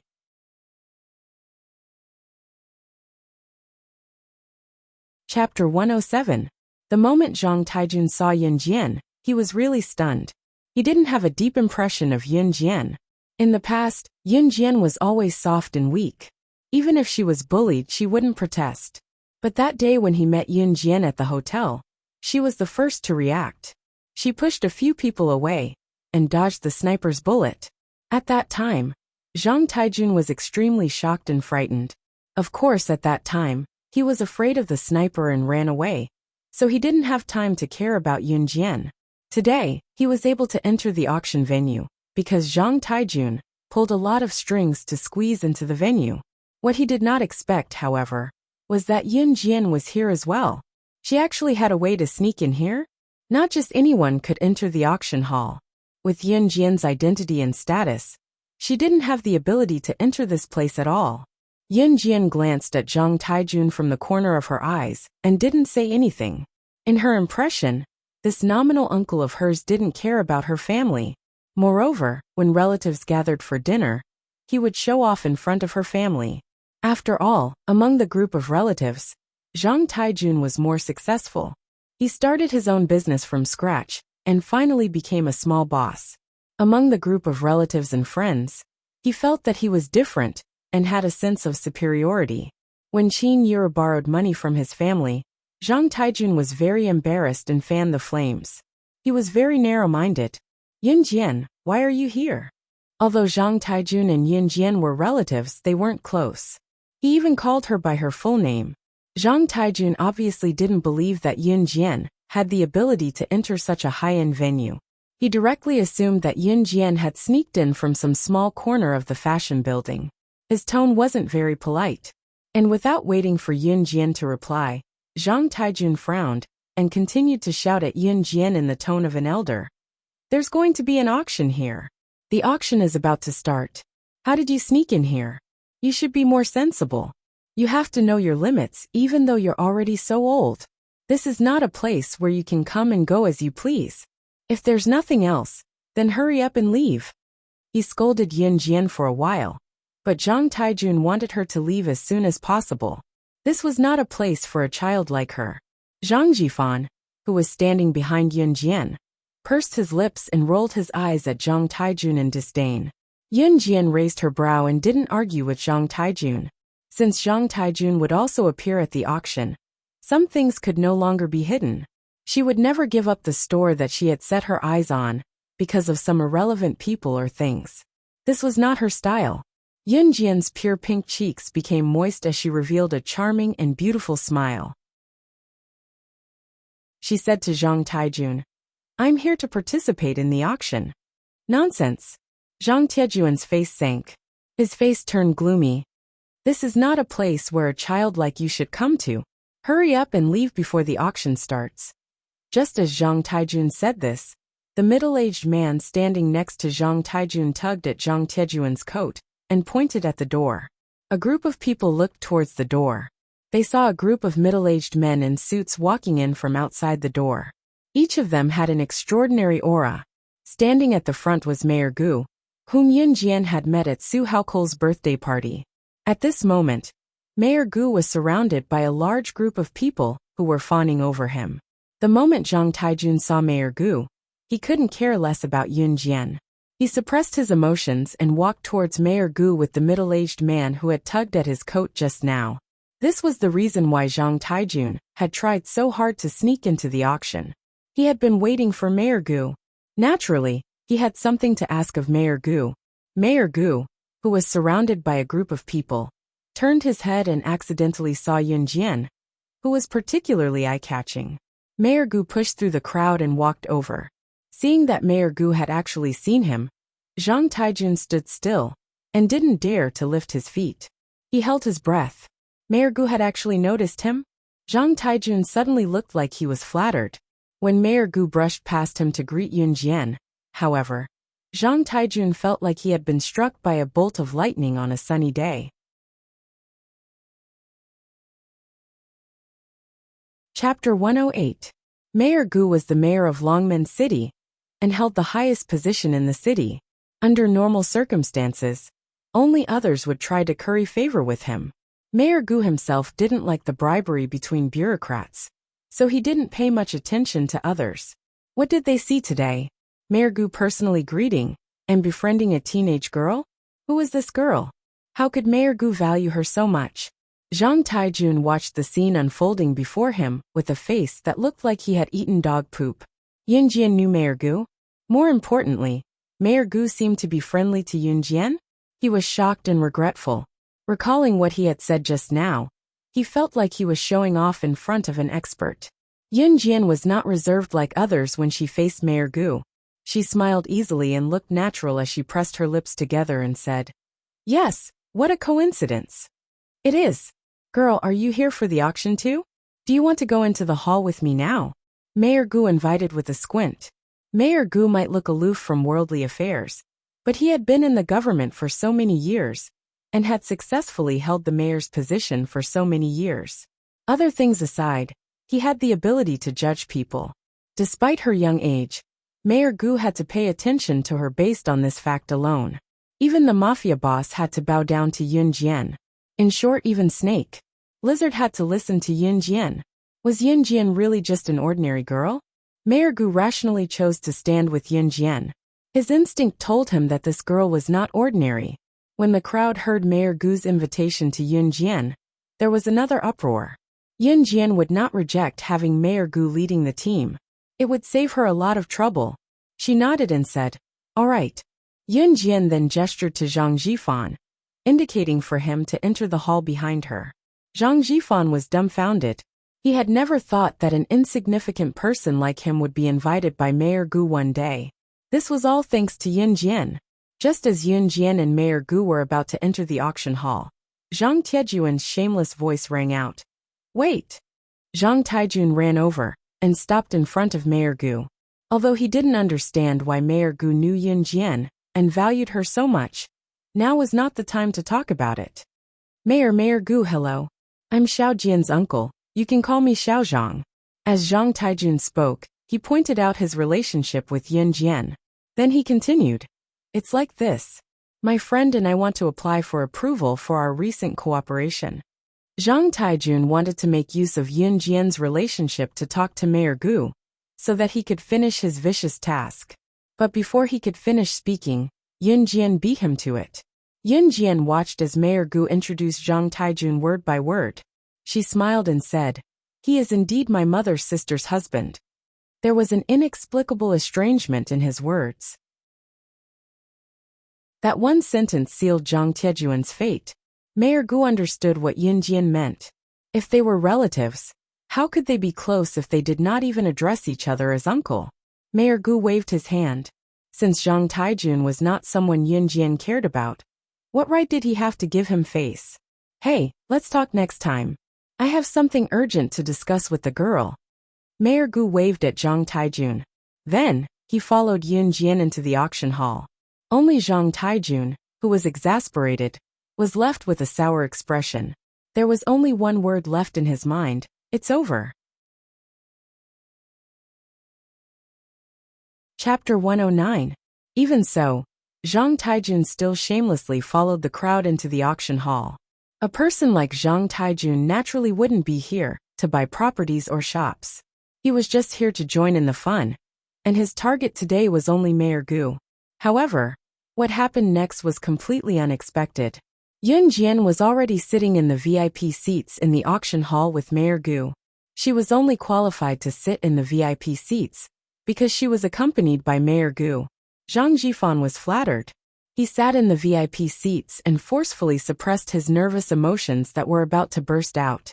He pretended to be calm, but in fact, he was so excited that he couldn't express it with words. When the guests were all seated, the auction officially began. The host of the auction this time was an enchanting woman. This woman swayed her butt, showing off her pair of white and slender legs that were exposed. She stood in the middle of the host. Honorable guests, greetings to you all. I'm the host of this auction. You can call me Big Sisterly. Long story short, let's get to the main topic. This auction will still follow the old rules. All the auction locations will be quoted after the auction starts, and the old rule of the highest bidder wins. Big Sisterly swayed her but as she walked. She used a pleasant voice to say beautiful words, but it was enough to make some of the men present addicted to the sight. Fortunately, Big Sisterly wasn't here to show off. After a few words, the auction officially began. At the beginning of the auction, the shops that were sold at a cheaper price and were not in a good location. Yun Jian naturally wasn't interested. Mayor Gu, on the other hand, was sizing her up all the time. He even asked a few irrelevant questions from time to time. Little girl, where did you go to school? Yun Jian continued to smile and replied him. Dragon Gate No. 1 High School. Oh. Mayor Gu made a strange sound and laughed. He said to Yun Jian. Then we're really fated. My grandson is also studying at Longmen No. 1 Middle School. I don't know if you've heard of that brat's name. At this point, Mayor Gu did not care whether Yun Jian was interested in this matter or not. He directly introduced his grandson to Yun Jian. There was a hint of pride in his tone, but also a hint of helplessness. That brat is called Gu Heng. If you meet him in No. 1 Middle School, don't go easy on him in the future. Teach him a good lesson for me. From Mayor Gu's tone, it was obvious that he wanted to build a good relationship with Yun Jian. Zhang Jifan, who sat beside Yun Jian, was stupefied once more when he heard that a prominent figure like Mayor Gu was trying to curry favor with them. Yun Jian, she had such great ability. Yun Jian merely curled her lips into a faint smile, and did not directly reply to Mayor Gu's words. She was stunned. Mayor Gu had mentioned his grandson, and even asked her to teach him a lesson the next time she met him, not to be soft-hearted. It was really strange to have a grandfather like Mayor Gu. Suddenly, Yun Jian cast a sidelong glance at the auction stage. She pursed her lips slightly, and spat out a line of words from her red lips. It's finally here. The area that she was preparing to bid on was finally being auctioned off. Mayor Gu was stunned. What? However, the latter half of Yun Jian's sentence shocked Mayor Gu for a long time. Yun Jian leaned back in her seat lazily and looked at Sister Li, who was speaking eloquently on the auction stage. Her eyes did not look at Mayor Gu. I want this shop. Mayor Gu followed Yun Jian's gaze and listened to Sister Li's explanation. It was a very good area, and the price was very high. Ordinary people could not afford this piece of land. However, from Yun Jian's tone, she wanted to bid for this area. Chapter 110. Storefront transfer meant that the owner would sell the store to the other party.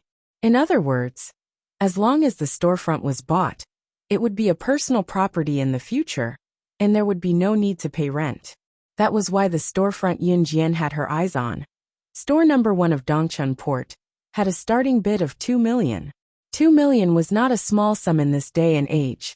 Ordinary people who had assets of more than 1 million were already considered to be in the upper echelons of society. Hence, once the starting bid was announced, many who were interested in the storefront flinched. In spite of it, there were still quite a number of rich people who came today. So someone quickly made a bid. 201 million. A middle-aged man raised the price. Zhang Taijun, who was sitting at the back corner of the auction house, shuddered when he heard the number. He was running a small business and could be considered one of the wealthiest families in Xinjiang town. However, when he came to a place like Longmen City that was filled with hidden talents, what he could do was insignificant. Hence, he was instantly in awe of these rich people. The only thing he could not figure out was how Yun Jian was able to gain Mayor Gu's favor. Why was Mayor Gu so friendly to her? 202 million. Someone followed up immediately after the middle-aged man made his bid. Following that, the people who made their bids rose and fell, but there was not much of a fluctuation. It was usually a 10 to 20,000 increment. Mayor Gu's astute eyes were fixed on Yun Jian all along. Mayor Gu was someone who could not keep his thoughts to himself. So he asked Yun Jian directly, "Girl, why aren't you bidding since you want to buy this storefront?" Zhang Jifan, who sat beside Yun Jian, had the same question, but he dared not ask. Yun Jian's reply was a simple word. Wait.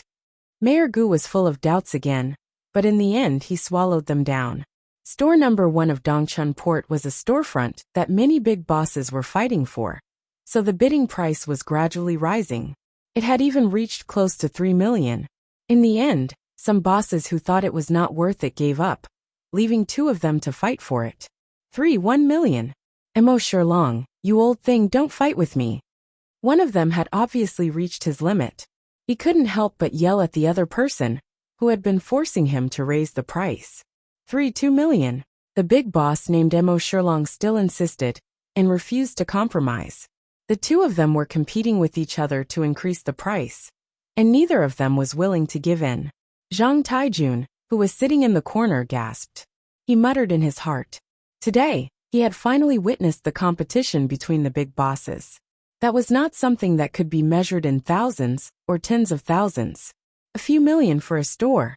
He had never seen such a scene before.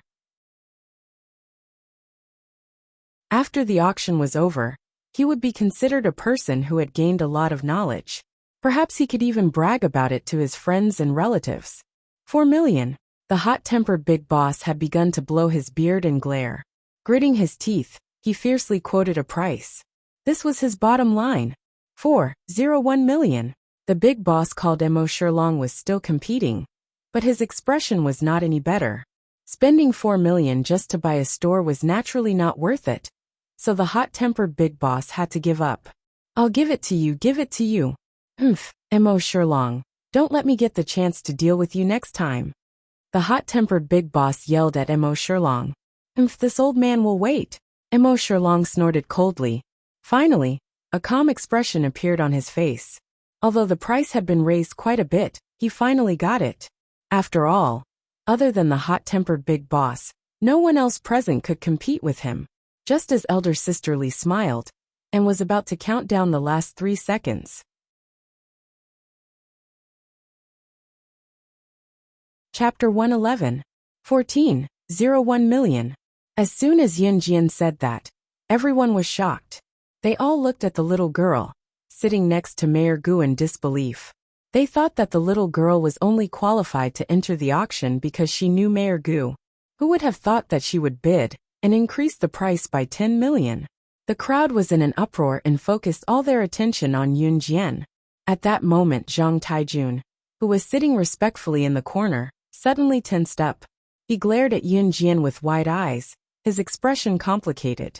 In a large-scale auction like this, if one could not pay the price after bidding, they would have to bear legal responsibility. Therefore, since Yun Jian had the courage to bid, it meant that she could definitely afford it. God, more than 10 million. Zhang Taijun was trembling all over at that moment. All of his family's passbooks added up to less than 200,000. His family's wealth was enough to make people envious in Xinjiang town. But he did not expect that someone would spend more than 10 million to buy a storefront at an auction. The most important thing was that this person who made everyone dumbfounded was his niece in name. Moreover, she was the poorest among all his relatives and friends in the family. Cough, cough, cough. Sister Li could not react for a long time. Fortunately, she was an old hand at auctions and knew how to ease the atmosphere. 14.01 million. Is there anyone who wants to bid higher? Sister Li first tried to ease the atmosphere. Of course, many of the people present did not even have 14.01 million. Under such circumstances, who would continue to bid higher? Sister Li immediately started the countdown. 14.01 million going once, 14.01 million going twice, 14.01 million going thrice sold. Dongchun Harbor Store No. 1 was now completely under Yun Jian's name. Yun Jian showed a smile that did not match her age. It was as comfortable as a spring breeze. Dongchun Harbor Store No. 1 was originally auctioned for more than 10 million. It was definitely not a good deal. However, the person who bought this storefront was Yun Jian. So the situation was completely different. One had to know that she, Yun Jian, would never do a business where she would have to pay for herself if there was no profit to be made. Of course, she didn't want to compete with that group of people. So she directly raised the price by 1 degree and bought the store that was going to be auctioned. Because of this price, the others would definitely not raise the price anymore. Yun Jian paid all the fees in one go and signed a transfer contract with the owner of the previous store. The store was officially included in her name. By the time he was done, it was already late. After leaving the auction house, Mayor Gu tried to get close to Yun Jian. His intuition told him that this girl was destined to do great things. When Yun Jian left, Mayor Gu shouted after her, "Little girl, if you need anything in the future, feel free to look for me. If you can't find me, you can look for my grandson, Gu Heng. Let that brat pass the message." At this time, Yun Jian had already walked quite a distance, but she still faintly smiled. Obviously, she heard Mayor Gu's voice. She walked over and got into the Lamborghini sports car. After Zhang Jifan sat down, she stepped on the accelerator, and the car sped out like a flash of lightning. Zhang Taijun had already rushed out as fast as he could, but he still could not catch up with Yun Jian's pace in time. His whole body was trembling and trembling. He did not catch up. He was screwed. This was Zhang Taijun's first thought. At this moment, if Yun Jian was standing in front of him, as long as she forgave him, even if he had to kneel down, it would be worth it. For the first time, Zhang Taijun felt that he had failed. He finally understood why Yun Jian was admired by Mayor Gu. Because she had the capital. She had the ability.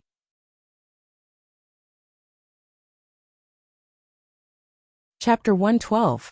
Returning the car keys to CE, Yun Jian went back to her room and logged into the web with her laptop to contact Alluring Demon. Alluring Demon was also her subordinate.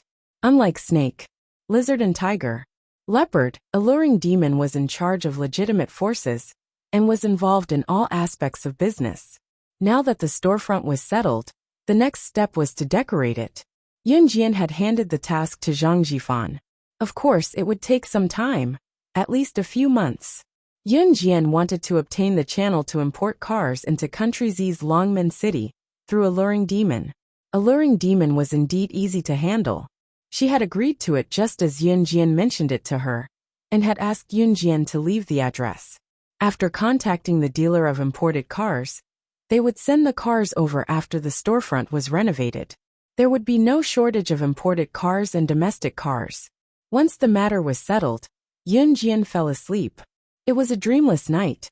Early the next morning, Yunjian received a message from Snake Lizard when she came back from her workout. The phone she was holding was newly bought by Snake Lizard to facilitate their communication. In her past life, Yunjian had a phone too, but she changed her number frequently to prevent anyone from tracking her through the system. Now that Yunjian was reborn, and her residence was stable, there were no enemies from her past life who came looking for her. Naturally, she did not have to worry about her whereabouts being exposed due to her phone number. Snake Lizard's message was simple. It was to ask Yunjian out to meet her at a coffee shop. Yunjian went to the meeting as scheduled. Snake Lizard was already waiting for her on a chair beside a table in the coffee shop. When she saw Yunjian coming over, she could not help waving her hand. What's wrong? Yunjian sat opposite Snake Lizard, her fingers brushing the table lightly as she asked. Snake Lizard lowered her voice and told her, Sister Jian, I have some personal matters to attend to. I have to leave for a while. Ever since Snake Lizard came to Longmen City, she had been calling Yunjian's sister Jian, like Zhang Jifan and others. Yunjian didn't think it was inappropriate. Okay. Yunjian nodded in acquiescence. Although Snake Lizard was her subordinate, it was her freedom to leave for a while. This was something that Yunjian would never force. Also, there is one thing I need your help with. Snake Lizard took a sip of the coffee in her teacup and said to Yunjian. Yunjian narrowed her eyes. In fact, she had already guessed something when Snake Lizard spoke. The mafia boss of Longmen City, Su Zetian, is a member of the Kosha mercenaries. He's holding an underground tournament at Longtu Mountain a week later, and has made a bet with the foreigners. Initially, Su Zetian had requested support from the organization to help him win the tournament. I came to Longmen City using this as an excuse. Now that I'm leaving, I hope Sister Jian can help with the tournament. Snake Lizard looked at Yunjian and enunciated each word clearly. Her identity was not exposed to Su Zetian and his gang, or he would be scared half to death. A veteran of the Kosha mercenaries had come to Longmen City to help him in the tournament. To the public, Snake Lizard had used this as an excuse to come to Longmen City to look for Yunjian. Of course, Snake Lizard had left and could not find anyone to help Su Zetian win the tournament. So the first person that came to her mind was Yunjian. Su Zetian did not have much status in the Kosha mercenaries, but he was still a member. Okay. Yunjian agreed with a smile. She agreed to help. If Su Zetian was just a member of the Kosha mercenaries, Yunjian might not have agreed to help. After all, she was a global leader in her previous life, the big boss of the Kosha mercenaries. She was not at all interested in the petty squabbles of such insignificant people. However, Su Zetian was the father of her brother's best friend.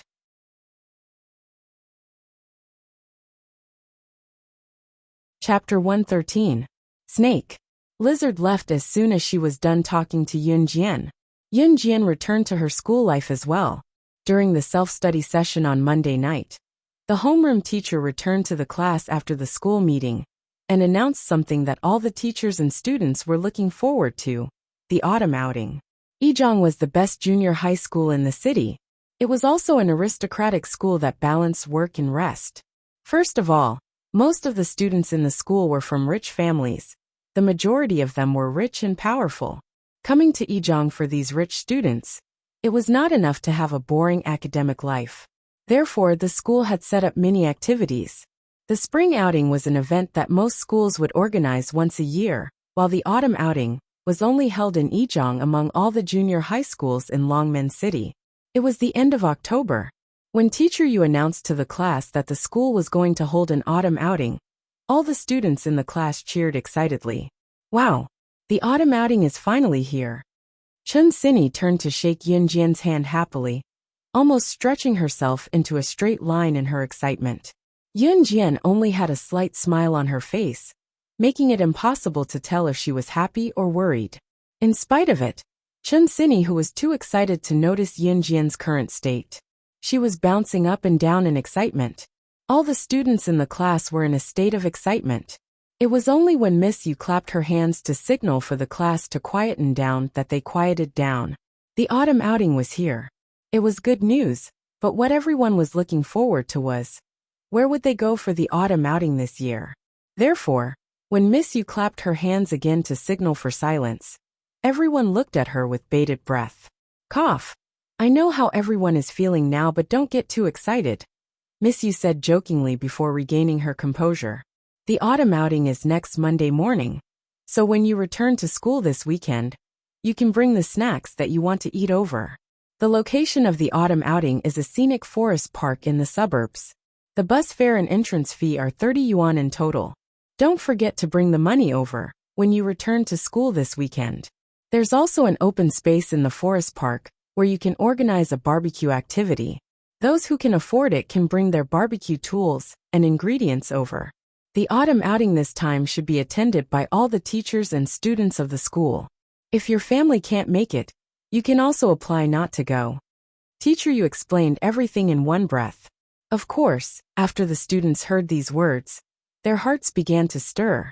Most of the students who studied here came from rich families, so there were very few students who didn't participate in the spring and autumn excursions, which required them to pay for themselves. Alright, stop quarreling. The evening self-study session should continue as per normal. I'll say this up front. If anyone continues to quarrel in the self-study session, then don't even think about going to the autumn outing next week. Teacher Yu instructed the students to calm down. But at this moment, how could the students still calm down? Other than those whose families could not afford to go, the other students were all in high spirits. However, with Teacher Yu's harsh words in front of them, the students didn't dare to make any noise. Whoosh! Chun Sini, who was sitting in front of Yun Jian, suddenly threw a ball of paper to Yun Jian. If there was someone behind them, they would definitely see that Yun Jian's eyes were fixed on the textbook on the table. She stretched out her hand to catch the ball of paper, without even looking at it.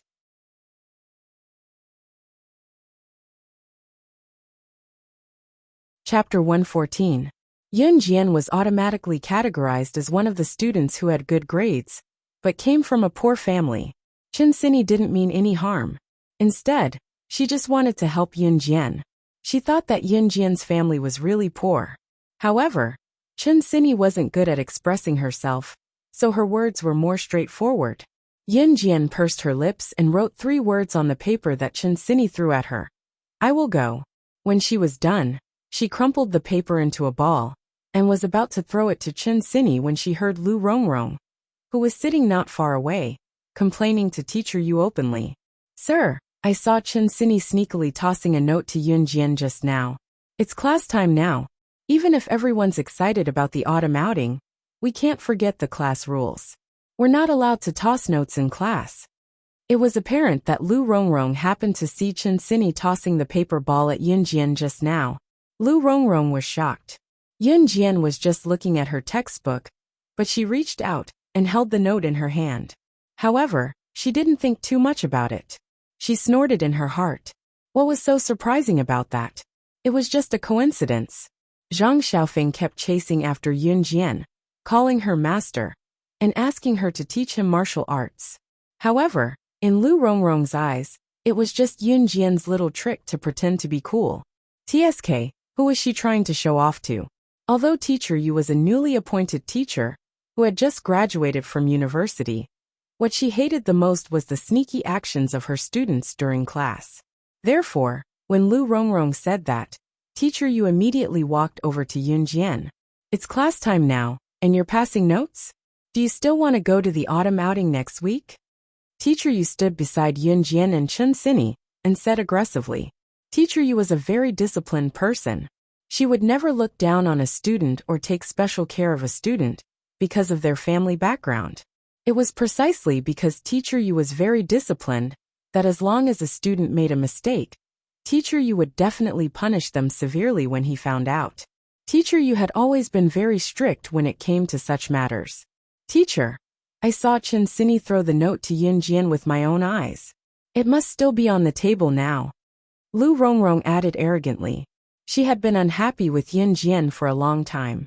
However, Zhang Xiaofeng and Chen Sini were always protecting Yun Jian, so she didn't have a chance to do anything. Today her chance came today. How dare Chen Sini and Yun Jian pass notes right under the homeroom teacher's nose? Wasn't this the same as seeking death? Huh. Therefore, Lu Rongrong immediately complained to Teacher Yu. Chen Sini was caught red-handed by Teacher Yu. She hated Lu Rongrong so much that she gritted her teeth, but she was also afraid of being scolded by the teacher. After all, she was usually a good student who didn't get scolded by teachers. Therefore, she lowered her head and didn't even dare to look at Teacher Yu. Seeing this, Lu Rongrong became even more arrogant. She looked at Yun Jian provocatively. However, Yun Jian reached out and scratched her head. Then, she looked at Teacher Yu and shrugged. She didn't feel humble at all. We didn't pass any note. Then, she looked at Lu Rongrong and blinked. Student, could it be that you're old and dim-sighted? She actually said that she was presbyopic. Lu Rongrong almost exploded in anger. She ran down from her seat and went to Yun Jian's desk. She started to flip through Yun Jian's textbooks in front of Teacher Yu. Teacher, it's here. I saw it just now. Yun Jian hid the note in the textbooks on her desk. Lu Rongrong said as she flipped through the pile of textbooks on Yun Jian's desk. In the end, even the last book was flipped from cover to cover, but there wasn't a trace of the note in front of everyone's eyes. Lu Rongrong was dumbfounded. When the whole class looked at Lu Rongrong again, their expressions immediately changed.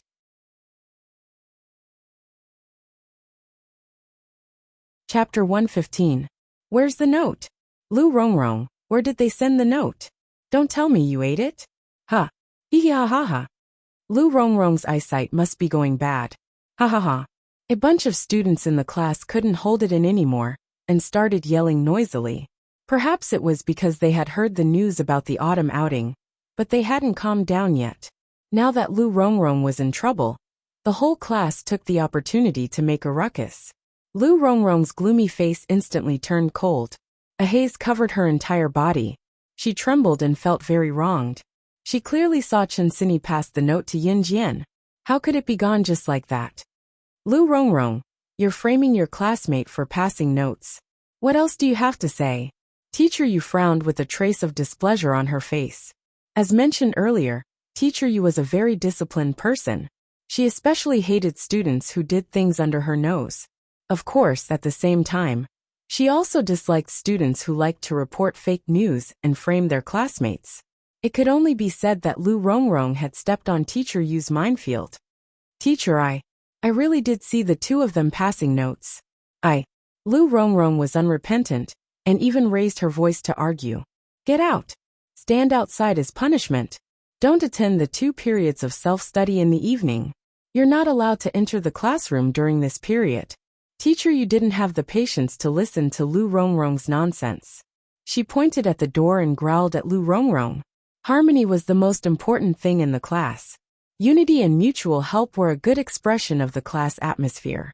However, Teacher Yu was naturally angry when Lu Rongrong randomly accused Chen Sini and Yun Jian of not paying attention in class.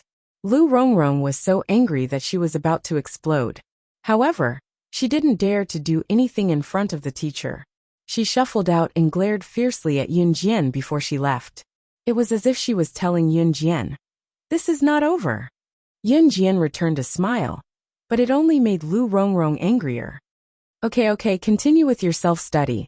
Teacher Yu waved her hand and walked away. The first period of self-study was over. Lu Rongrong was still standing outside the door as punishment. Teacher Yu had returned to the office. Many students in the class were active outside the classroom, so there were not many people inside. Zhang Xiaofeng went to Yun Jian while he and Chen Sini looked at Yun Jian with admiration. It was Chen Sini who asked softly, Jian, how did you manage to hide the note from the teacher's eyes? Oh, where did you hide the note? Zhang Xiaofeng looked at Yun Jian expectantly as well. That's teacher. SSS. That's it that S's have. Spreading the note out in front of Zhang Xiaofeng and Chen Xinyi, Yun Jian's lips curled into a smile. It's here. Zhang Xiaofeng and Chen Xinyi were stunned by Yun Jian's action. It was then that both of them recalled the scene just now.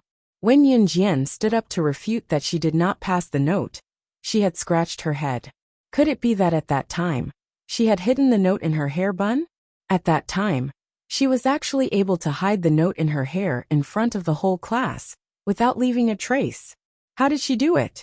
Could it be that she knew magic? Master, you're amazing. Zhang Xiaofeng's mouth was agape, and it took him a long time to speak with admiration.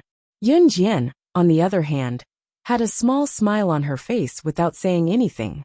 As a secret agent in her past life, she was the best at hiding all sorts of dangerous weapons all over her body. She could walk, run, jump, and other movements without being noticed. Back then, she had hidden all sorts of razor blades in her hair, including under her tongue, all over her body. As long as it could be hidden, there would be hidden weapons everywhere.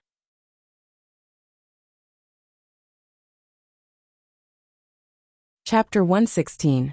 Haha. Lu Rongrong was so smug just now, and wanted to complain about us to the teacher. She's the one who's suffering now. She's asking for trouble and reaping what she sowed. Chen Xinyi snickered happily, and gave Yun Jian a thumbs up. My Jian Jian is the best. Yun Jian squinted and returned a smile. Looking at the lively and adorable Chen Xinyi, she was reminded of Lu Fian, who was still in Xinjiang town. Lu Fian was the first friend who treated her sincerely since her rebirth. She wondered if Lu Fian was doing well in Xinjiang town now. There was also the basketball team. They would meet again a year later. A week passed quickly. Yun Jian slept in class now. Due to her excellent results, the teachers did not bother with her. Perhaps when she had just been reborn a few days ago, she listened to the teacher in class without being distracted. Now, however, she could no longer listen attentively in class if she had to face the questions that she already knew with a youthful and hot-blooded attitude. When she returned home on Friday, Zhang Xiaofeng did not forget to remind Yun Jian. Master, let's meet at the foot of Longtu Mountain tomorrow night. Remember, it's 6 in the evening. Don't be late. 6 o'clock was the start of the tournament.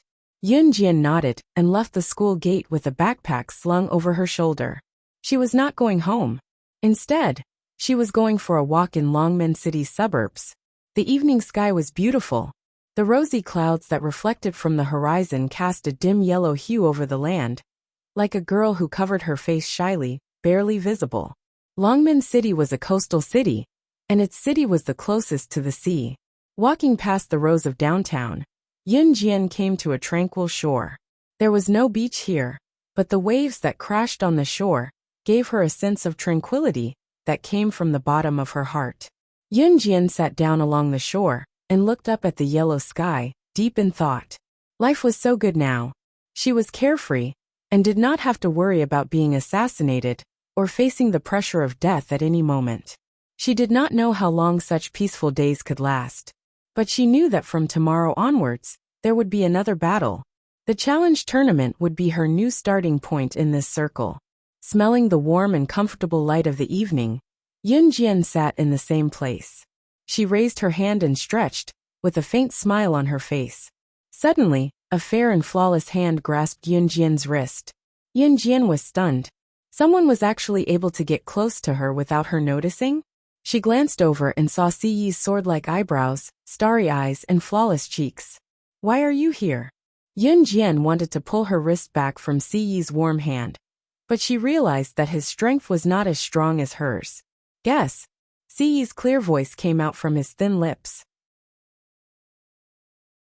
He moved closer to Yun Jian, and his exquisite face was even closer to hers. His breath was almost on Yun Jian's face. Si Yi's large hand was still tightly grasping Yun Jian's small hand. Yun Jian's body shrank back. She had never been so intimate with a man before. She leaned back and tried even harder to break free. Si Yi's large hand held onto her wrist firmly, causing Yun Jian to frown slightly. Let go first. Yunjian used her other hand to push his large hand away. No. Ce tightened his grip. Yunjian's small hand was very smooth and delicate. It was even better than the tender skin of a newborn baby. Yunjian pursed her red lips. She used her other hand to hit Ce's head in an attempt to free his hand. However, Ce did not let go. He held onto her wrist and tilted his head to the side to avoid her. At the same time, Yunjian stretched out her leg to kick Ce's leg. However, Yunjian did not expect that Ce would not let go. Instead, he pulled her into his embrace, and the two of them rolled around the edge of the cliff. When they stopped, Ce had one hand on Yunjian's wrist, and the other hand on Yunjian's chest to guard against Yunjian's attack. At this moment, it just so happened to be on Yunjian's chest. On her chest. The two of them were also in a position where one of them was on top of the other. Neither of them had expected this to happen.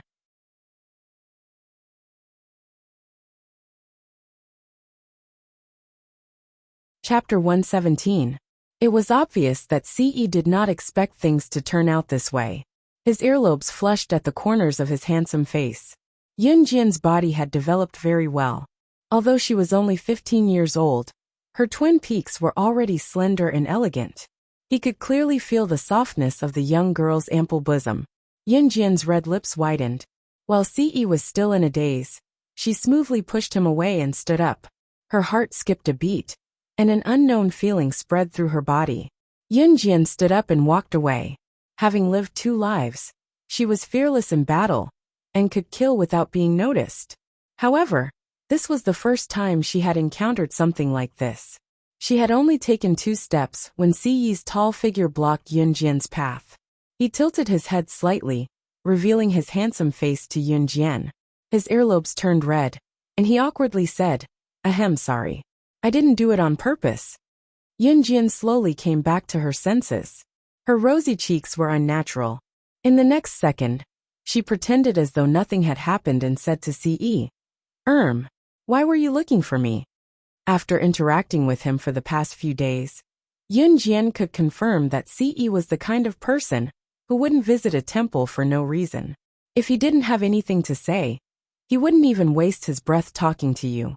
Ce didn't hesitate. He immediately knitted his good-looking brows and moved his thin lips. "Come with me." Yunjian nodded. Thus, Yunjian followed Ce to the side of the road. Ce's personal Lamborghini was parked by the side of the road. Yunjian sat in the passenger seat of the Lamborghini. Ce took out a box from the back seat and handed it to Yunjian. Yunjian's eyes widened when she saw it, and her eyelashes fluttered twice. A sandalwood box. Ce narrowed his eyes as he observed Yunjian's every move. "You know about it?" Ce asked suspiciously when he saw something strange in Yunjian's eyes. Yunjian was stunned. She turned her head and returned the sandalwood box to Ce. She pretended as though this was the first time she had seen it. "What do I know? I just thought that this box was very pretty. I didn't react in time. This box must be very expensive, right?" She had almost exposed her emotions. The sandalwood box's influence on her was too great. This box was the cause of her rebirth. It was also the indirect cause of her brother's death. That was why she nearly lost control of her emotions when she saw the sandalwood box just now. But why did Ce ask her such a question? Could it be that he could tell that she knew something about the sandalwood's way? Ce narrowed his eyes. He stared at Yunjian for a while before he finally looked away and pretended not to notice anything. To prevent Ce from getting suspicious, Yunjian asked him, "Hey, why are you asking me this?" Nothing." Ce's eyes lit up. He pursed his lips and started the sports car. "I'll send you back." They didn't say a word until they reached home and returned to their respective rooms. However, it was obvious that both of them had their own thoughts. The next day was Saturday. As evening approached, Yunjian left home on time after she tidied herself up. At 6 o'clock, she arrived at the foot of Longtu Mountain. From afar, she saw Zhang Xiaofeng standing on the spot and waving at her. When he saw Yunjian walking over, Zhang Xiaofeng waved at her and shouted at Yunjian, "Master, over here!" Yunjian stood there and nodded at Zhang Xiaofeng and Chen Sini. It was only then that she saw a group of boys and girls standing beside Zhang Xiaofeng. They were all around their age. "This is my master Yun Jian." Zhang Xiaofeng proudly introduced Yun Jian to the group of boys and girls. "Pff, Xiaofeng, are you kidding me? This girl is your master? Do you really want to have her as your master? You're a man, yet you want to have a girl as your master? I feel embarrassed for you." A self-proclaimed fashionable boy with dyed blonde hair standing beside Zhang Xiaofeng said. This person was Zhang Xiaofeng's friend from his circle.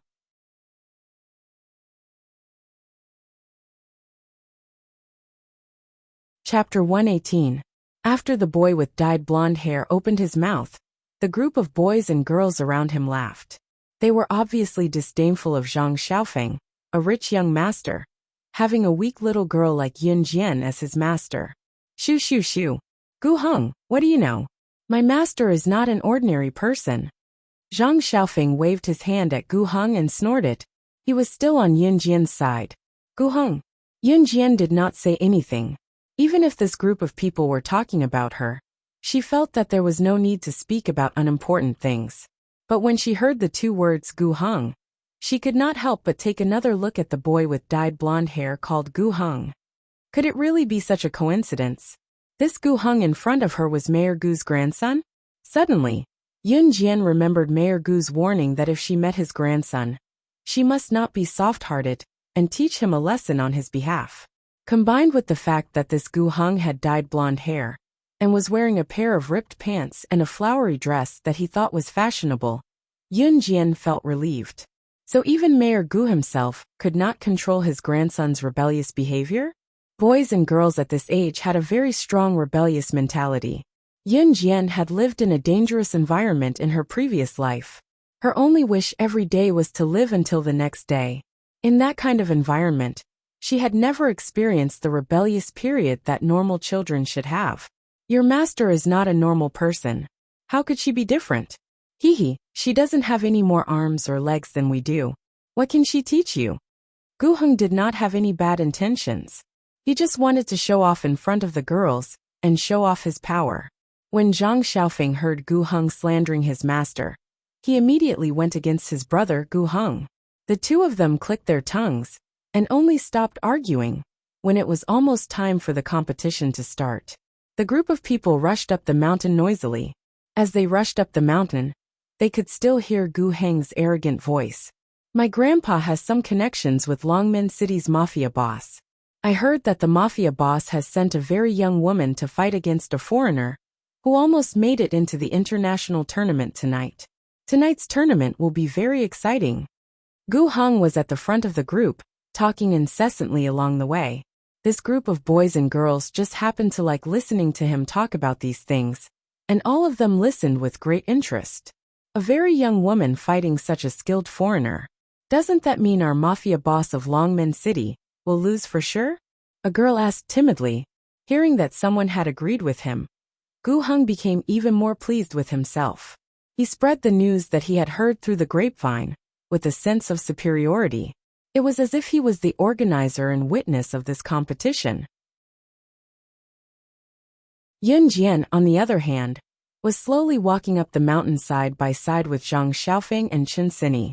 Gu Heng and the rest did not know that Snake, Lizard, who was supposed to fight the foreigner who was rumored to be very skilled, had already left. The one who replaced her was Yun Jian. However, Yun Jian did not feel anything when she heard Gu Heng and the rest chatter. She merely followed the group quietly and came to the mountainside of Longmen Mountain. We're here. It's here. Zhang Xiaofeng could not help shouting excitedly. Right in front of them, a circular building that looked like a huge football field came into view. Chapter 119. The only arena in Longmen City so far was set up here. Why was Longmen City's Longtu Mountain famous? This huge arena must have played a huge role. People who came to Longtu Mountain to train their bodies would definitely come to the arena to take a look and rest for a while at the mountainside. Of course, Longtu Mountain's scenery was beautiful and had a hint of nature to it. It was a pity that it was evening and they were at the mountainside of Longtu Mountain, so Yun Jian did not get to see the beautiful scenery. Instead, She saw many common flowers and plants along the way. Let's go in.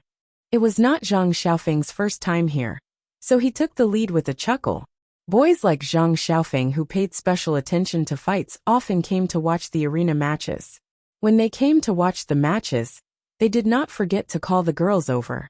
His purpose was naturally to show off in front of the girls and say a few professional words to show that he was knowledgeable. As expected, Yun Jian could hear Gu Heng's bragging and the girls' admiring voices along the way. Yun Jian merely rolled her eyes and smiled helplessly. There was a group of men standing at the entrance of the arena today, all of them dressed in black and looking solemn. This group of people gave off the feeling of gangsters in movies, making people shudder at the sight of them. Zhang Xiaofeng led the way to the arena, but he was stopped before he could enter. Everyone knew that today's challenge tournament was actually a bet between a mafia boss and a foreigner. Therefore, not just anyone could come and watch the battle. Xiaofeng, move aside. I'll do it. Gu Heng finally had some practical use now. He walked up and looked at the group of men in front of him with heavy expressions. He swallowed a few mouthfuls of saliva and gave them a sideways glance. In an instant he regained his arrogance and said to them, I'm Mayor Gu's grandson. We're here to watch today's tournament. At Gu Heng's words, the wild-looking man in front of him stepped aside. The group entered the arena smoothly. Gu Heng breathed a sigh of relief and felt smug again. Wow, Gu Heng, you're amazing. You can even bring us in. I thought we wouldn't be able to come in. The girls began to boast about Gu Heng again. It made Gu Heng feel smug again. Jian, let's sit over there. Chen Sini held Yun Jian's hand and walked to an empty spectator stand. There were not many people on the spectator stand at the arena. There were people blocking the entrance. The bet today was not for ordinary people, but for the mafia boss and a foreigner, so ordinary people could not enter. There was no lack of spectator stands, of course. Yun Jian and Chen Sini sat on the spectator stand. On the other side, Gu Heng was still busy bragging. He's a person, a mafia boss's man. Calm. Host. Oh, that's amazing. The crowd gasped again when they heard that. At that moment, the crowd saw the beautiful silhouette, who was sitting next to Chen Sini on the spectator stand, suddenly walk down the spectator stand. She walked straight to the middle-aged man whom they were talking about, the man whom the mafia boss valued the most. Hey, why is she going to that person? Does she know the mafia boss's underling?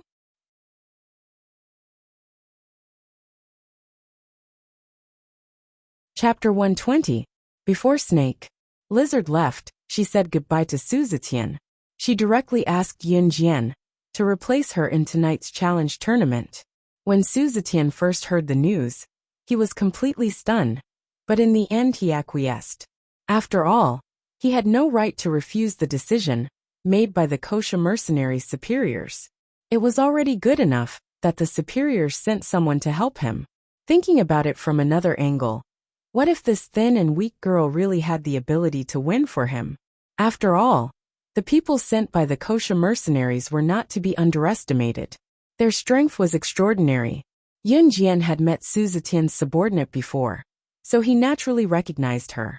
Su Zetian's subordinate was called Duan Lei.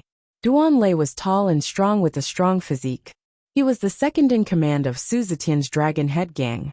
Miss Yun. Duan Lei respectfully greeted Yun Jian the moment he saw her. Although Yun Jian was very young, Duan Lei was still very respectful to her. After all, if Yun Jian dared to participate in today's challenge tournament, it meant that she definitely had some skills. Yun Jian nodded indifferently, then said to Duan Lei in a low voice, I'm with my friend.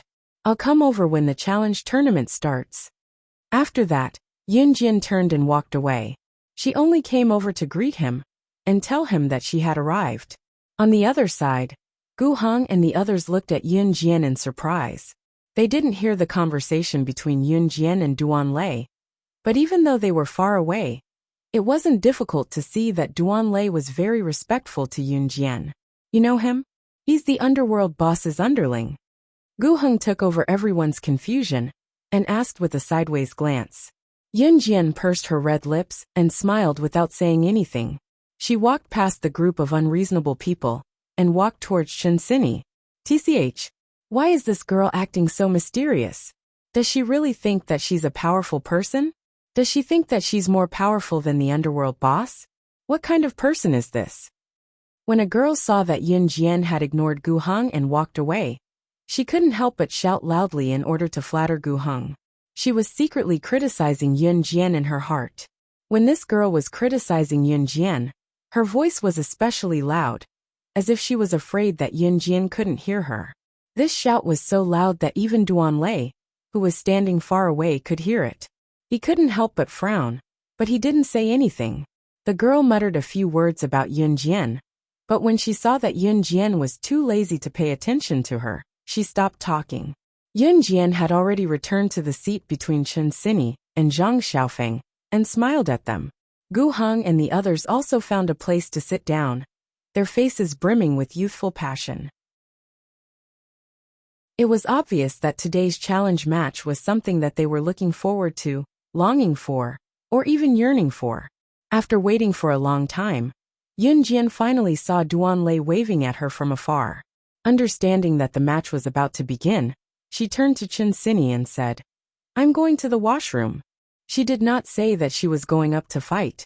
Although Chen Sini and the others would find out about it sooner or later, they would not believe her if she said it now.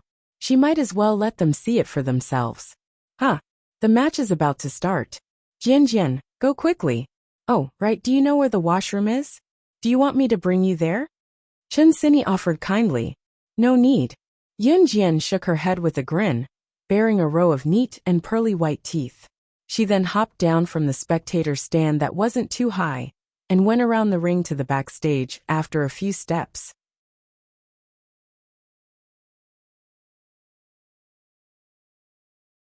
Chapter 121. As expected, the match began a few minutes later. Chen Sini and Zhang Xiaofeng looked anxious. Both of them were wondering why Yun Jian had not returned after going to the washroom for so long. The match was about to begin. At this moment, a tall and sturdy man walked out from the back of the arena. This man was bare-chested, and his broad shoulders and muscular arms seemed to be overbearing and powerful. He was at least 1.9 meters tall. If an ordinary person were to stand next to this man, it would be the difference between a giant and a dwarf. This man was one of the protagonists of the match, the foreigner who had made a bet with Su Zetian. His name was Shiniji. Shiniji was from Country Y, and was also a boxer in the country's national team. He was so strong that he almost made it into the international tournament. Of course, it was almost. Even so, someone like Shiniji could cause a stir in Longmen City, even if he almost made it into the international tournament. Therefore, when Shiniji entered the ring, the crowd was in an uproar.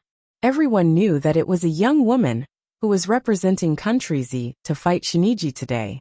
Looking at Shiniji's physique, did Country Z still have a chance of winning? Unless the woman was even more muscular than Shiniji. Not only did the crowd think so, even Zhang Xiaofeng, Gu Heng, and the rest thought so. Master, why did she go to the washroom for so long? Such an exciting match is about to begin. Sini, why don't you go to the washroom and look for her? Zhang Xiaofeng turned to Chen Sini, looking anxious. In spite of it, Zhang Xiaofeng saw Chen Sini looking at the ring with exaggerated shock. All of a sudden, the surroundings fell silent. It was as if the sound was cut off midway. The place was so quiet that one could hear the sound of a pin dropping to the ground. Zhang Xiaofeng frowned suspiciously as he followed Chen Sini's gaze to the ring. He seemed to have seen something as his pupils contracted, and his eyes widened while his mouth formed an O shape. Looking at Gu Heng and the others, everyone present could only use one expression to describe them: shock. Following the crowd's gaze, they saw Yun Jian's long black hair swaying as she walked out from the backstage of the arena with light steps. She curled her lips and maintained a slightly leisurely expression from the beginning to the end. After a moment of dead silence, the atmosphere reached its climax. Oh my God! It was a little girl. Could it be that the person who's going to fight with that foreigner is just a little girl? Oh my God, did I see it wrong? The mafia boss actually let a little girl fight with a foreigner. Isn't he afraid of losing the bet? Look at the difference in height between the little girl and the foreigner. Do we really have a chance of winning this match? After a moment of silence, a storm of chatter resounded throughout the hall. Zhang Xiaofeng stood up from his seat in shock. He pointed at the girl with a faint smile on her face on the stage and gulped. He said in a half-surprised and half-delighted manner, "It's Master! It's Master! Could she be the woman Gu Heng was talking about who's going to fight with that foreigner tonight?" Zhang Xiaofeng had mixed feelings at that moment. He was worried for Yun Jian, but at the same time, he felt a deep sense of pride because he was Yun Jian's disciple. In contrast, Gu Heng and the others looked like they had been constipated for a few days.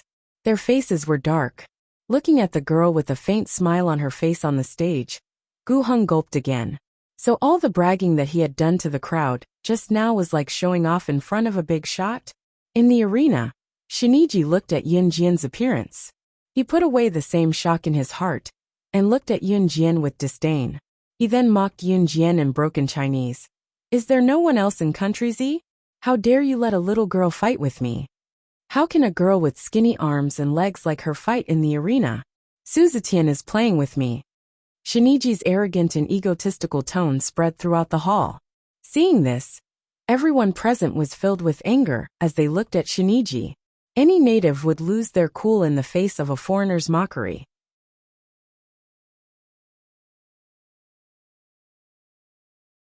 Chapter 122. Yun Jian's verbal rebuttal to Shiniji made the audience cheer for Yun Jian. Even if Yun Jian could not win today's match, at least she represented everyone and used her words to rebuke Shiniji. This resentment was returned to Shiniji, who had looked down on the Z's people. Of course, with Shiniji's achievements and the advantage of his burly physique, the audience did not think that Yun Jian would win. "Little girl, you've successfully angered me." Shiniji flew into a rage out of humiliation and said furiously. Then, he stuck out his middle finger and pointed it at Yun Jian. His scornful, arrogant, and slightly provocative tone sent chills down everyone's spine. Shiniji looked at Yun Jian and said angrily, "Little girl, since you insist on fighting in this ring, I, Shiniji, will make sure you come in standing and go down lying down." He was definitely not speaking empty words. When the audience heard Shiniji's words, they could not help but shiver. The underground black market's arena matches were very cruel. No official referee would say something like stopping when it came to a fight. When two people fought in the arena, as long as they did not die, were seriously injured, or even completely paralyzed, no one would care. Even if the other party was really beaten to death, as long as the person had connections with the higher-ups, they could still get one foot in the police station and the other out of the police station. Who was Shiniji? He was a member of Country-Wise national arena team, and someone who almost made it to the international arena. He was definitely capable. His sturdy muscles were not just for show. Yun Jian, on the other hand, had thin arms, a thin waist, and thin legs. She was only about 1.6 meters tall, and could not even be compared to Shiniji, who was 1.9 meters tall. To put it simply, Shiniji could probably crush a handful of Yun Jian with one hand. Obviously, Shiniji's words were meant to severely injure Yun Jian during the match. After Zhang Xiaofeng and Chen Xini heard Shiniji's words, they started to worry about Yun Jian. They quickly accepted that Yun Jian was the person who was going to fight with Shiniji today, but they did not expect Yun Jian to win. After all, the difference in strength was obvious. However, Zhang Xiaofeng still gathered a few people to cheer for Yun Jian. Among them, Zhang Xiaofeng was the most enthusiastic. His hoarse shout spread throughout the arena. "Master go! Master go! Yun Jian win! Yun Jian win!" After Shiniji said those harsh words to Yun Jian heard Zhang Xiaofeng's hoarse shout. Yun Jian pursed her lips. She did not look at Zhang Xiaofeng and the others. Instead, she looked at Shiniji and stuck out her little finger at him. She smiled contemptuously and said, "I'll return the same words to you. Once you're in this arena, you'll have to leave lying down." This little girl was so frivolous. At that moment, this thought appeared in everyone's minds. Shiniji was frivolous because of his achievements. However, why was Yun Jian so frivolous? Pfft. Shiniji sneered at Yun Jian and said, "Then come on." The person who was hosting today's match was Duan Lei. However, even Duan Lei had to re-evaluate Yun Jian. He felt that this girl was not ordinary. However, he could not pinpoint exactly what was so special about her. There's no need to announce the start of the match. Just go up and finish it quickly. I'm always ready to deal with you. Yun Jian crossed her arms and looked at Shiniji with raised eyebrows. Her words made Shiniji so angry that he almost stomped his feet.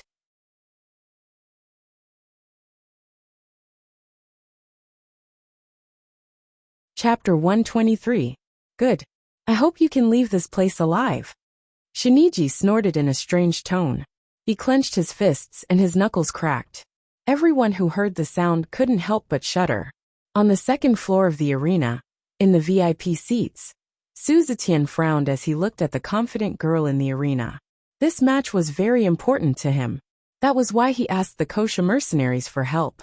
Although Yun Jian was young and looked harmless, Su Zetian knew very well that the people sent by the kosher mercenaries were all hiding their strength.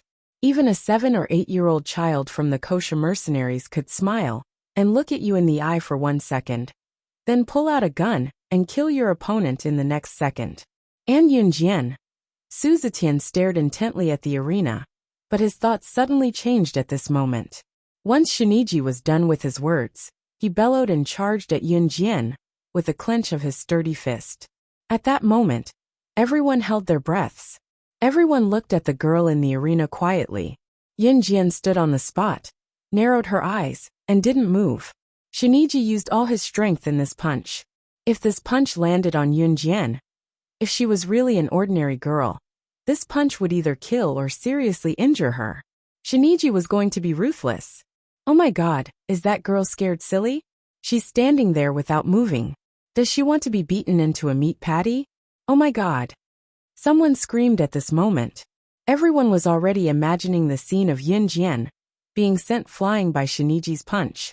Some of the more timid girls closed their eyes in fear, not daring to see what would happen next. Yun Jian's grim voice sounded in their ears. "You're dead meat." Yun Jian's eyes suddenly changed, and a faint smile spread from her lips. She said this to Shiniji indifferently. Shiniji's heart skipped a beat. At that moment, everyone's heart tightened into a straight line. Hua! Shiniji was even more furious after hearing this, and he swung his fist at Yun Jian. But a shocking scene suddenly appeared in front of everyone's eyes. Yun Jian, who had been standing still, dodged Shiniji's punch at a speed that couldn't be seen with the naked eye. Shiniji didn't think that Yun Jian could dodge his attack at lightning speed, and he was stunned for a few seconds. It was these few seconds that became Shiniji's weak point. On the battlefield, a moment of stupor was fatal. Yun Jian appeared behind Shiniji and punched him in the ribs in the back. Ah! Immense pain spread through his entire body, and Shiniji fell to the ground with a bang, letting out a heart-wrenching howl.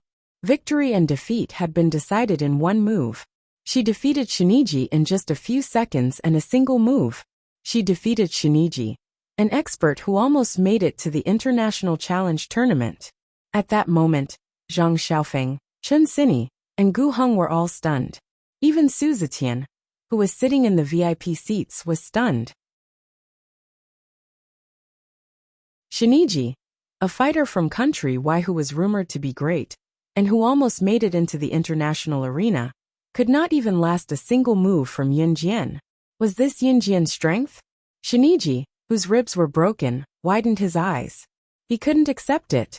He couldn't accept it. This little girl defeated him with one move? That was impossible. She had defeated him. His reputation would be ruined from now on. Shiniji shook his head.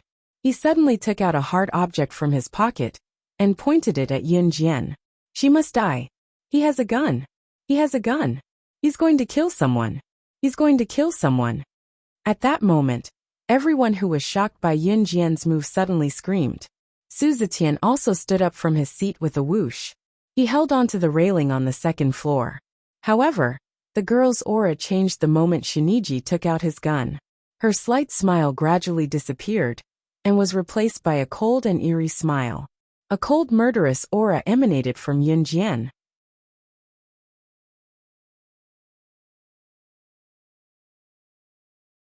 Chapter 124.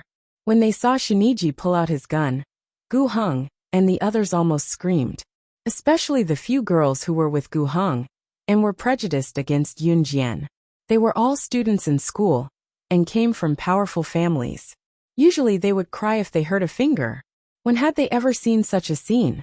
Their legs started to turn to jelly. They hugged their heads and squatted on the ground crying. Master! Zhang Xiaofeng twitched violently. Seeing that Yun Jian was in danger, he wanted to rush forward.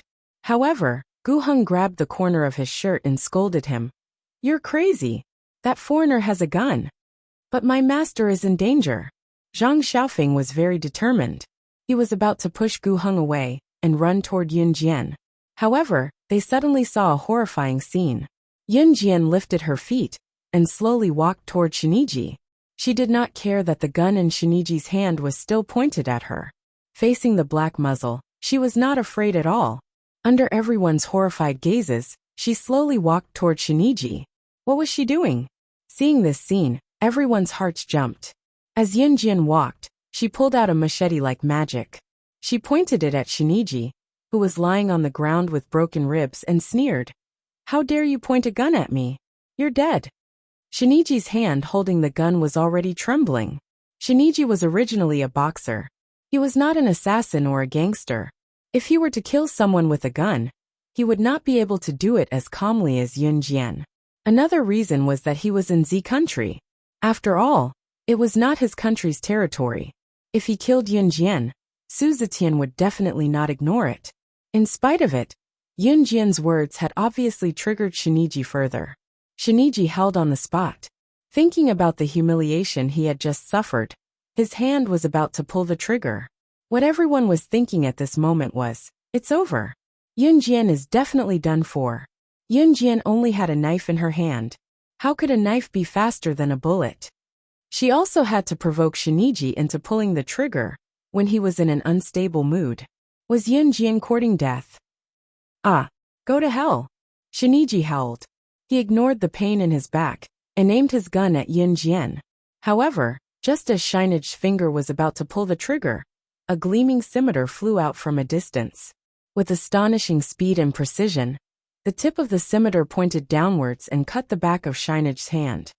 Awa! Shiniji's hand that was about to pull the trigger loosened, and the gun fell to the ground in a straight line. That scimitar was thrown out by Yun Jian. Just as everyone present was still shocked that Yun Jian's scimitar could cut the back of Shiniji's hand so accurately, Yun Jian took 2 steps forward and rolled a few times on the ground. Almost in an instant, she flipped over and came in front of Shiniji. She got up and stepped on Shiniji's ribs that were already heavily injured. Ah! Shiniji let out a heart-wrenching scream. At this moment, Yun Jian had already stepped on Shiniji's back. She bent down and picked up the gun that Shiniji had dropped from the ground. She played with it in her palm. The entire process only took a few seconds. The people who saw this scene just now all stood up from their seats with a whoosh sound in horror. What did they just see? Shiniji, who was holding a gun, was actually killed by Yun Jian in just a few seconds. Oh my god! He was faster than Yun Jian, who only had a knife in her hand. Who exactly was this girl? With this kind of skill and speed, this girl was definitely not human. At this moment, Yun Jian picked up the gun and pressed the black muzzle against Shiniji's face. It was unclear whether he had fainted or was scared senseless.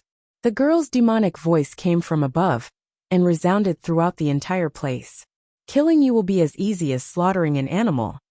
Shiniji's heart was already filled with shock and fear. He had never seen anyone so agile.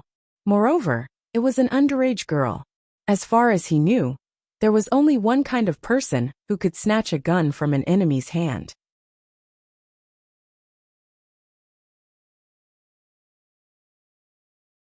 Chapter 125. However, no matter how hard Shiniji racked his brains, he would never categorize Yun Jian as a secret agent or an assassin. After all, Yun Jian's age was obvious. However, her skills didn't match her age. Wait! Miss Yin, please wait! Duan Lei said as he rushed up to the stage and stopped Yun Jian from killing Shiniji. Miss Yin, please spare Shiniji's life for the sake of our boss. Having witnessed what Yun Jian was capable of, Duan Lei felt genuine respect for her as he spoke to her hastily. Although Shiniji deserved to die, he was a member of Country-Y's national arena team. Killing him was equivalent to killing a key figure that Country-Y had groomed. Naturally, Country-Y's people would not let it go. This was no longer a matter of personal grudges. It would lead to a bloody battle, and the consequences would be severe. You want me to let him go? Yun Jian raised her eyebrows as she held the pistol and patted the black muzzle on Shiniji's face twice. Faced with the young lady's questioning, Duan Lei could not help but gulp. Finally, he mustered up his courage and nodded. Yes. Sure. Yun Jian's casual words made everyone present heave a sigh of relief. After all, this was a competition. Shiniji's drawing of a pistol was enough to make everyone afraid. If Yun Jian were to kill someone in public, many people present would probably lose sleep for several nights. At that moment, Yun Jian's eyes suddenly sharpened. She lifted her foot from Shiniji's back and took 2 steps back to stabilize herself. Then she said to Duan Lei, I can let him go. At that point, even Shiniji, who was lying on the ground and starting to feel dizzy, breathed a sigh of relief. The one thing he regretted the most was underestimating Yun Jian. Don't mess with her. But his hand, I want it. Yun Jian's casual words were suddenly heard in the next second. What followed was the crisp sound of a gunshot. Bang! Bang! The gunshot sounded and the gun fell. 2 bullets pierced through Shiniji's wrist and into his bone marrow. Ah! Ah! Ah! Shiniji howled in pain. When the bullet entered his hand, it was as if it had penetrated a piece of wood, piercing his liver and spleen. Ah! The screams came from the spectator seats. Spear! Yun Jian actually fired the gun. Compared to some timid girls, Zhang Xiaofeng and the others were full of passion. Although they were also afraid, they couldn't help but admire Yun Jian from the bottom of their hearts. Everyone present had seen Shiniji's previous attitude.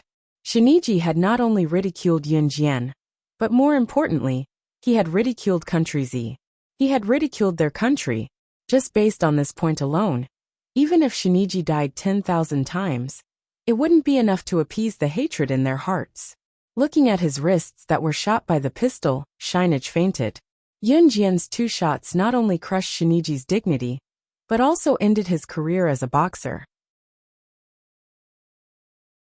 Because Shiniji's meridians were broken, it was equivalent to his hands being crippled. The most basic requirement for a boxer was to have a pair of strong hands. After Yun Jian fired the shot, she threw the pistol to Duan Lei and said, Tell your boss that I've won the match. After she finished speaking, she turned around and walked out of the ring. Duan Lei hurriedly caught the pistol that Yun Jian had thrown to him. He swallowed his saliva and turned around to clean up the mess. Seeing that the match had ended, the protagonist, Yun Jian, also walked out.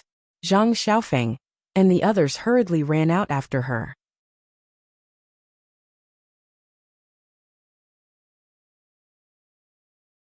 Chapter 126.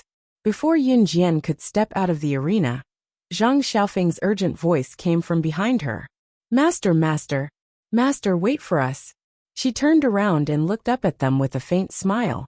The arena is over. It's dark now. It's time to go home. Zhang Xiaofeng and the rest, who were running up behind her, could not help but be speechless. They muttered in their hearts, Shouldn't you explain something? Master, what happened just now? Why did you fight with that foreigner? Also, your posture just now was so cool. By the way, how did you throw the knife out just now? That move was so powerful. It was like a living version of Xiao Li's flying knife. Zhang Xiaofeng's words were fired like a machine gun. Stop, Yun Jian ordered. This voice shut Zhang Xiaofeng up on the spot. He did not say anything else. How am I supposed to answer you with so many questions at once? Yun Jian raised her beautiful eyebrows and smiled shyly like a young girl. At this moment, Yun Jian seemed to have turned into a fresh and beautiful young girl. It was as if the young girl, who was dismissive of Shiniji, just now did not exist at all. Then we'll answer them one by one. Master, why were you the one who fought with that foreigner just now? Also, why didn't you tell us this earlier? Zhang Xiaofeng asked the question that everyone wanted to know. Pairs of black eyes stared at Yun Jian in unison. Yun Jian pursed her lips and finally opened her mouth. She reached out and snapped her fingers in the air. Then, she pursed her lips at Zhang Xiaofeng and smiled mysteriously. Take a guess. After that, she turned around and did not intend to explain further. However, what Yun Jian did not expect was that Zhang Xiaofeng and the rest would follow closely behind her, begging her to teach them the domineering moves just now. Even Gu Heng followed closely behind Yun Jian. He even apologized to Yun Jian for his previous actions. This caused Zhang Xiaofeng to brag to Gu Heng and the others somewhat childishly. This is my master. Yun Jian finally got rid of Zhang Xiaofeng and the group of people who were chasing her to get to the bottom of things. She set foot on the road home. It was chilly at night, especially when it was close to winter and autumn. The weather changed quickly, and the temperature difference between day and night was large. Yun Jian was wearing a jacket today, but she still felt a little cold. As they walked past a street lamp, a sports car drove past them and stopped beside Yun Jian. Yun Jian had not expected the car to stop. She pulled her jacket around herself and turned around. Coincidentally, she saw Ce sitting in the Lamborghini looking at her. He tilted his head, and his chiseled features became clearer under the street lights. Get in the car. Ce spat out 2 words from his beautiful thin lips. Yun Jian did not stand on ceremony. She immediately walked over to open the door of the Lamborghini and sat in the front passenger seat. The heater in the car warmed up Yun Jian's body temperature. Why are you wearing so little every time? Do you want to freeze to death? Ce raised the temperature in the car again and glanced at Yun Jian. Yun Jian opened her mouth, but found that she could not refute him. In the end, Yun Jian only said one sentence. Why are you looking for me? Ce paused, and a trace of warmth appeared on his flawless face. I'm taking you to a banquet. I'll be back tomorrow. Auntie has already informed you, so you don't have to worry about staying out all night. As he spoke, he did not allow Yun Jian to resist at all. He stepped on the accelerator and sped off. By the time Yun Jian reacted, Ce had already taken her to the back of the mountain. They boarded Ce's private jet and hurried to Country M.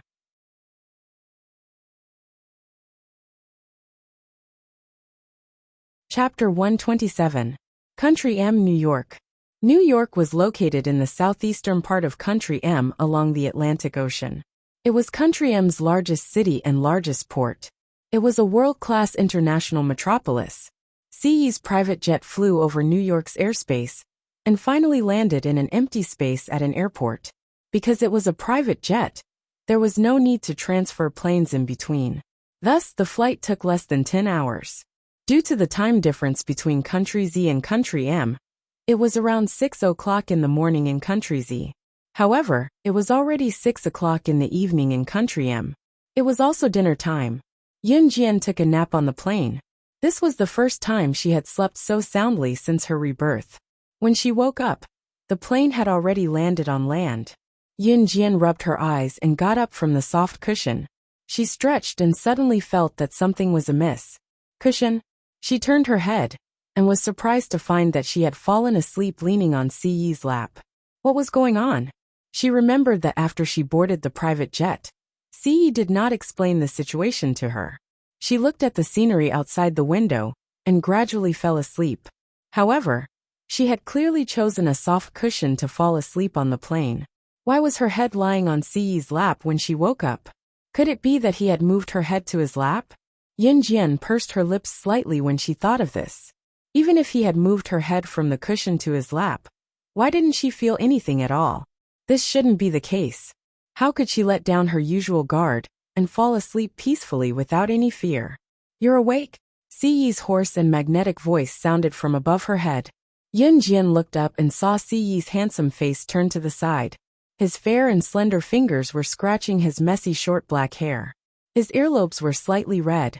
Yun Jian swallowed her saliva and pursed her lips to reveal a stiff smile.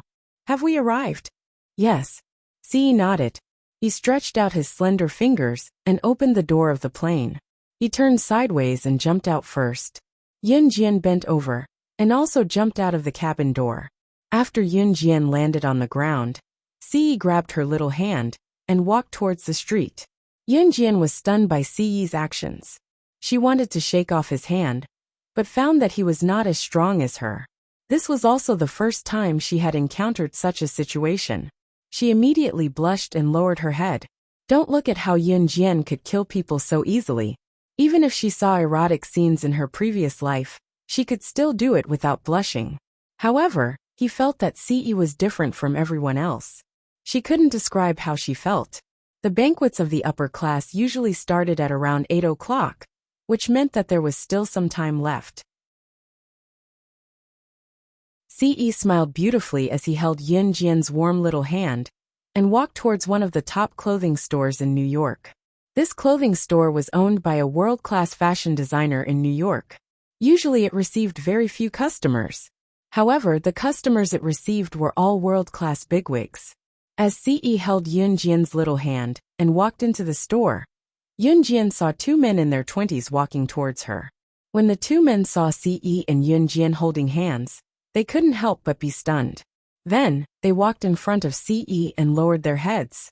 "Young master, the dress is ready." Yunjian was also stunned when she saw the two men. They were the two men who had been standing on either side of Ce when she had first met Ce.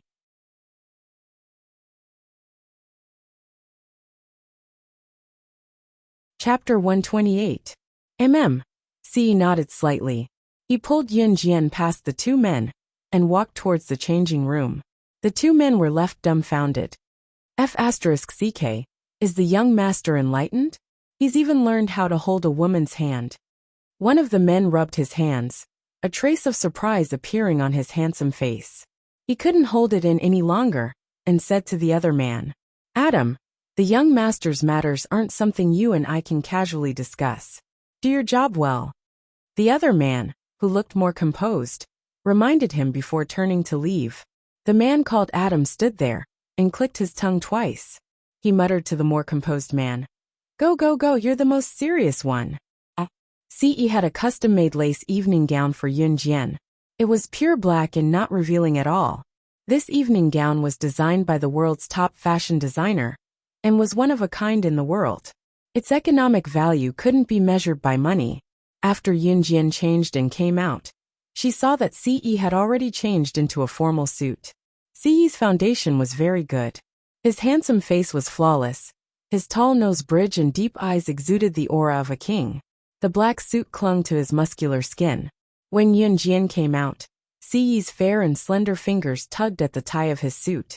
From the side, he looked like a still and untainted figure in a painting. He was so handsome and delicate that there was nothing to nitpick about him. Even though Yunjian had seen many handsome and delicate men in her previous life, none of them could compare to the one in front of her. She was stunned for a few seconds. "What's wrong?" Yunjian only reacted when she heard a pleasant male voice.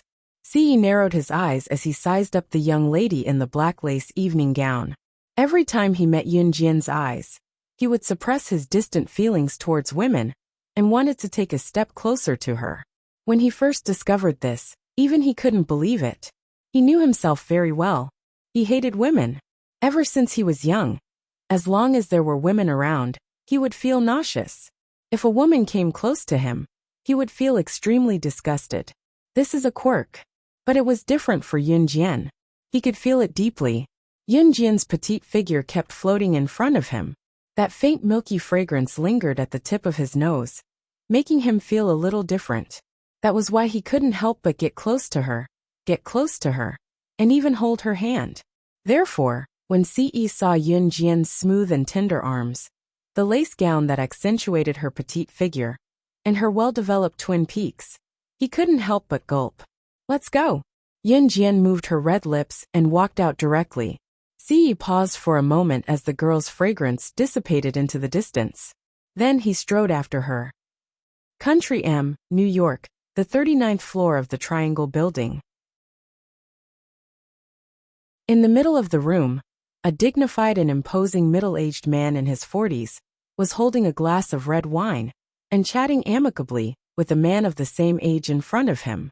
This dignified middle-aged man was called Si Chu. He was the head of the armaments family, Cold Pavilion.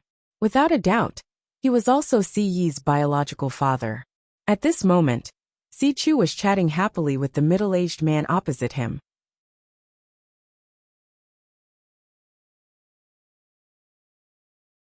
Chapter 129.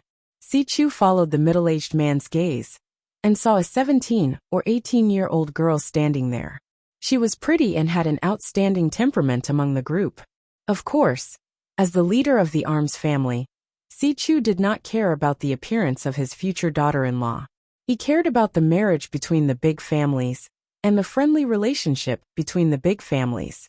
He nodded at the middle-aged man and praised hypocritically, "Old Sure, your daughter is not bad. She has a good temperament." This was Si Chu's highest compliment. He patted the man's shoulder as he spoke. Shurichuan's face lit up. He moved closer to Si Chu and smiled. "Then about the marriage between Ce and my daughter. Of course it's a done deal." Si Chu replied with a laugh and an absolute tone. Shurichuan smiled and lowered his voice to ask Si Chu, "Then, does Ce agree to this marriage? How can he not agree to this kind of thing?" "Humph. I'm his father. Can't I make the decision for such a small matter?" Speaking of this, Si Chu suddenly felt as if he had been hit on the trigger point.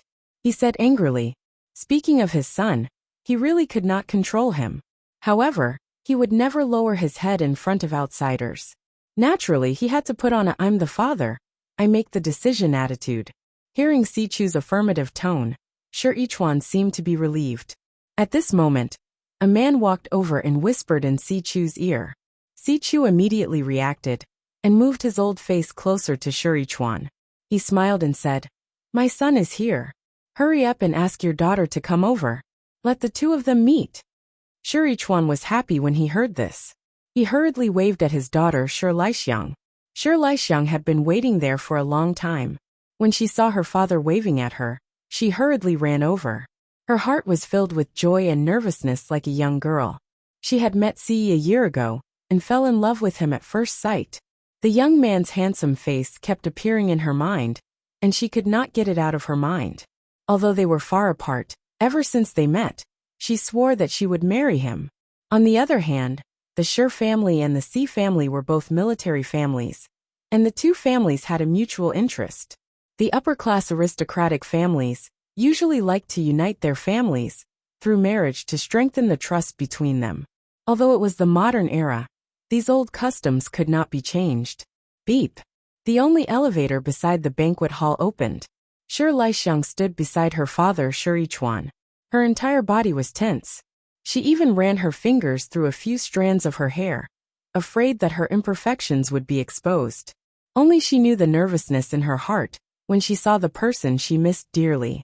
The moment the elevator doors opened, however, what everyone saw was Ce, who was perfect to the extreme, as well as the petite girl standing beside him, who was also extremely beautiful. The young girl was wearing a lace gown that outlined her petite figure. Her curvaceous figure was revealed in front of everyone. She was beautiful and elegant. When the two of them stood together, it was as if they were a match made in heaven. They were actually so compatible. Si Chu, Shurichuan, and Shirlaixiang were dumbfounded. Not only the three of them, but everyone present was mesmerized by Ce and Yunjian's stunning appearance. They were unable to extricate themselves. Ce held Yunjian's small hand and walked out of the elevator step by step. They stood in front of everyone. Yunjian realized that Ce had only glanced at Si Chu when he walked in front of him. Without saying a word, he pulled her to the side. "Damn brat, stop right there. What kind of attitude is this? How can you leave without saying a word when you see me? Where is your upbringing? If I didn't know better, I would have thought that you were a bastard with a mother, but no father. Also, who is this girl beside you?" Si Chu felt that he had lost face and spoke to Ce angrily. Ce turned his head to look at Si Chu. He held Yunjian's hand tightly and said coldly to Si Chu, "My mother is already dead. That woman is not my mother."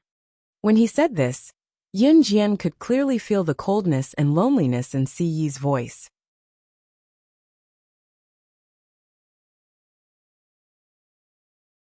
Chapter 130. When Yunjian heard Si Yi's words, she was shocked. But when she scanned the room and saw Shirlaixiang, who was standing not far away from Si Chu, she suddenly understood. This woman was the fiancée Si's father had arranged for Ce, right? This banquet was probably used by Ce's father to announce Ce and Shi Laixiang's engagement. It wasn't strange for upper-class families to use marriage to consolidate their interests. Yun Jian smiled. It seemed like Ce wasn't satisfied with this arranged marriage, and was planning to use her as an excuse. Ce's attitude towards her was quite good, so she would naturally help her. Nonsense. Nonsense. It's fine if you usually make a fuss. But today you even found a woman? Are you trying to anger me to death? Si Chu flew into a rage. When Ce mentioned that his mother was already dead, Si Chu felt like he had been exposed in a scandal, as he shuddered in rage. Si Chu was the head of the Cold Court, an armaments aristocratic family. After he married Ce's mother, he divorced Ce's mother in order to expand the Cold Court's power and influence. He then married the daughter of another armaments aristocratic family. At the same time, Si Chu also forced Ce's mother to stay by his side. In the end, Ce's mother became depressed and committed suicide due to depression. Today, in order to consolidate his position in the Cold Court, Si Chu planned to use Ce's marriage to form a marriage alliance with the Shi family. But he didn't expect that Ce would have such a huge reaction. He even found a woman to humiliate him in public. This made Si Chu, an internationally renowned armaments tycoon, completely furious. Brother Ce, it's wrong of you to do this. Don't make uncle angry. Shi Laixiang looked at Yun Jian's and Ce's intertwined hands. She dug her fingertips into her skin and played the role of the good guy. She spoke coyly to Ce in a gentle voice. What are you? What does my business have to do with you? Ce cast a sidelong glance at Shi Laixiang, not giving her any face at all. Shi Laixiang had originally planned to speak up after Si Chu had spoken. This way, she could improve her image in front of Si Chu, and let Ce see her gentle side, and have a good impression of her. But who would have thought that Ce wouldn't give her any face at all? She looked at Yun Jian, who was standing next to Ce, and she became even angrier. Her eyes turned red because the person she had been longing for had said such things to her. Si Chu felt humiliated at once. He knew that he couldn't control his son, so he pointed at Yun Jian and threatened her. Which family's young lady are you from? Rong family? Wen family? Feng family? I don't care which family's young lady you're from. Get out of here now, or your family will disappear from the international stage forever, because of you. The aristocratic families that Si Chu had pointed out were all internationally renowned big shots. It was obvious that he thought that Yun Jian was a young lady from one of these aristocratic families. Yun Jian was amused when she heard that. She narrowed her eyes and met Si Chu's murderous gaze fearlessly in front of everyone. Her red lips curled up. I'm a young lady from the Yun family. Let me introduce myself. My name is Yun Jian. I live in Country Z's Longmen City. My mom is a waitress at a hotel. Country Z's Longmen City. A waitress at a hotel. Everyone latched on to these words. Si Chu stomped his feet, almost vomiting blood from anger. He thought that the woman his son had found would be a socialite of the upper class, even if she wasn't from an aristocratic family. You're tuning in to the Li Mei's Wuxia Whispers YouTube channel. We're so grateful for your support. And don't forget to subscribe to join us on this incredible journey through captivating stories. Your generosity through donations truly makes a world of difference, as it's the primary source of revenue that allows me to expand and enhance this channel for you. Thank you from the bottom of my heart for being a part of this adventure.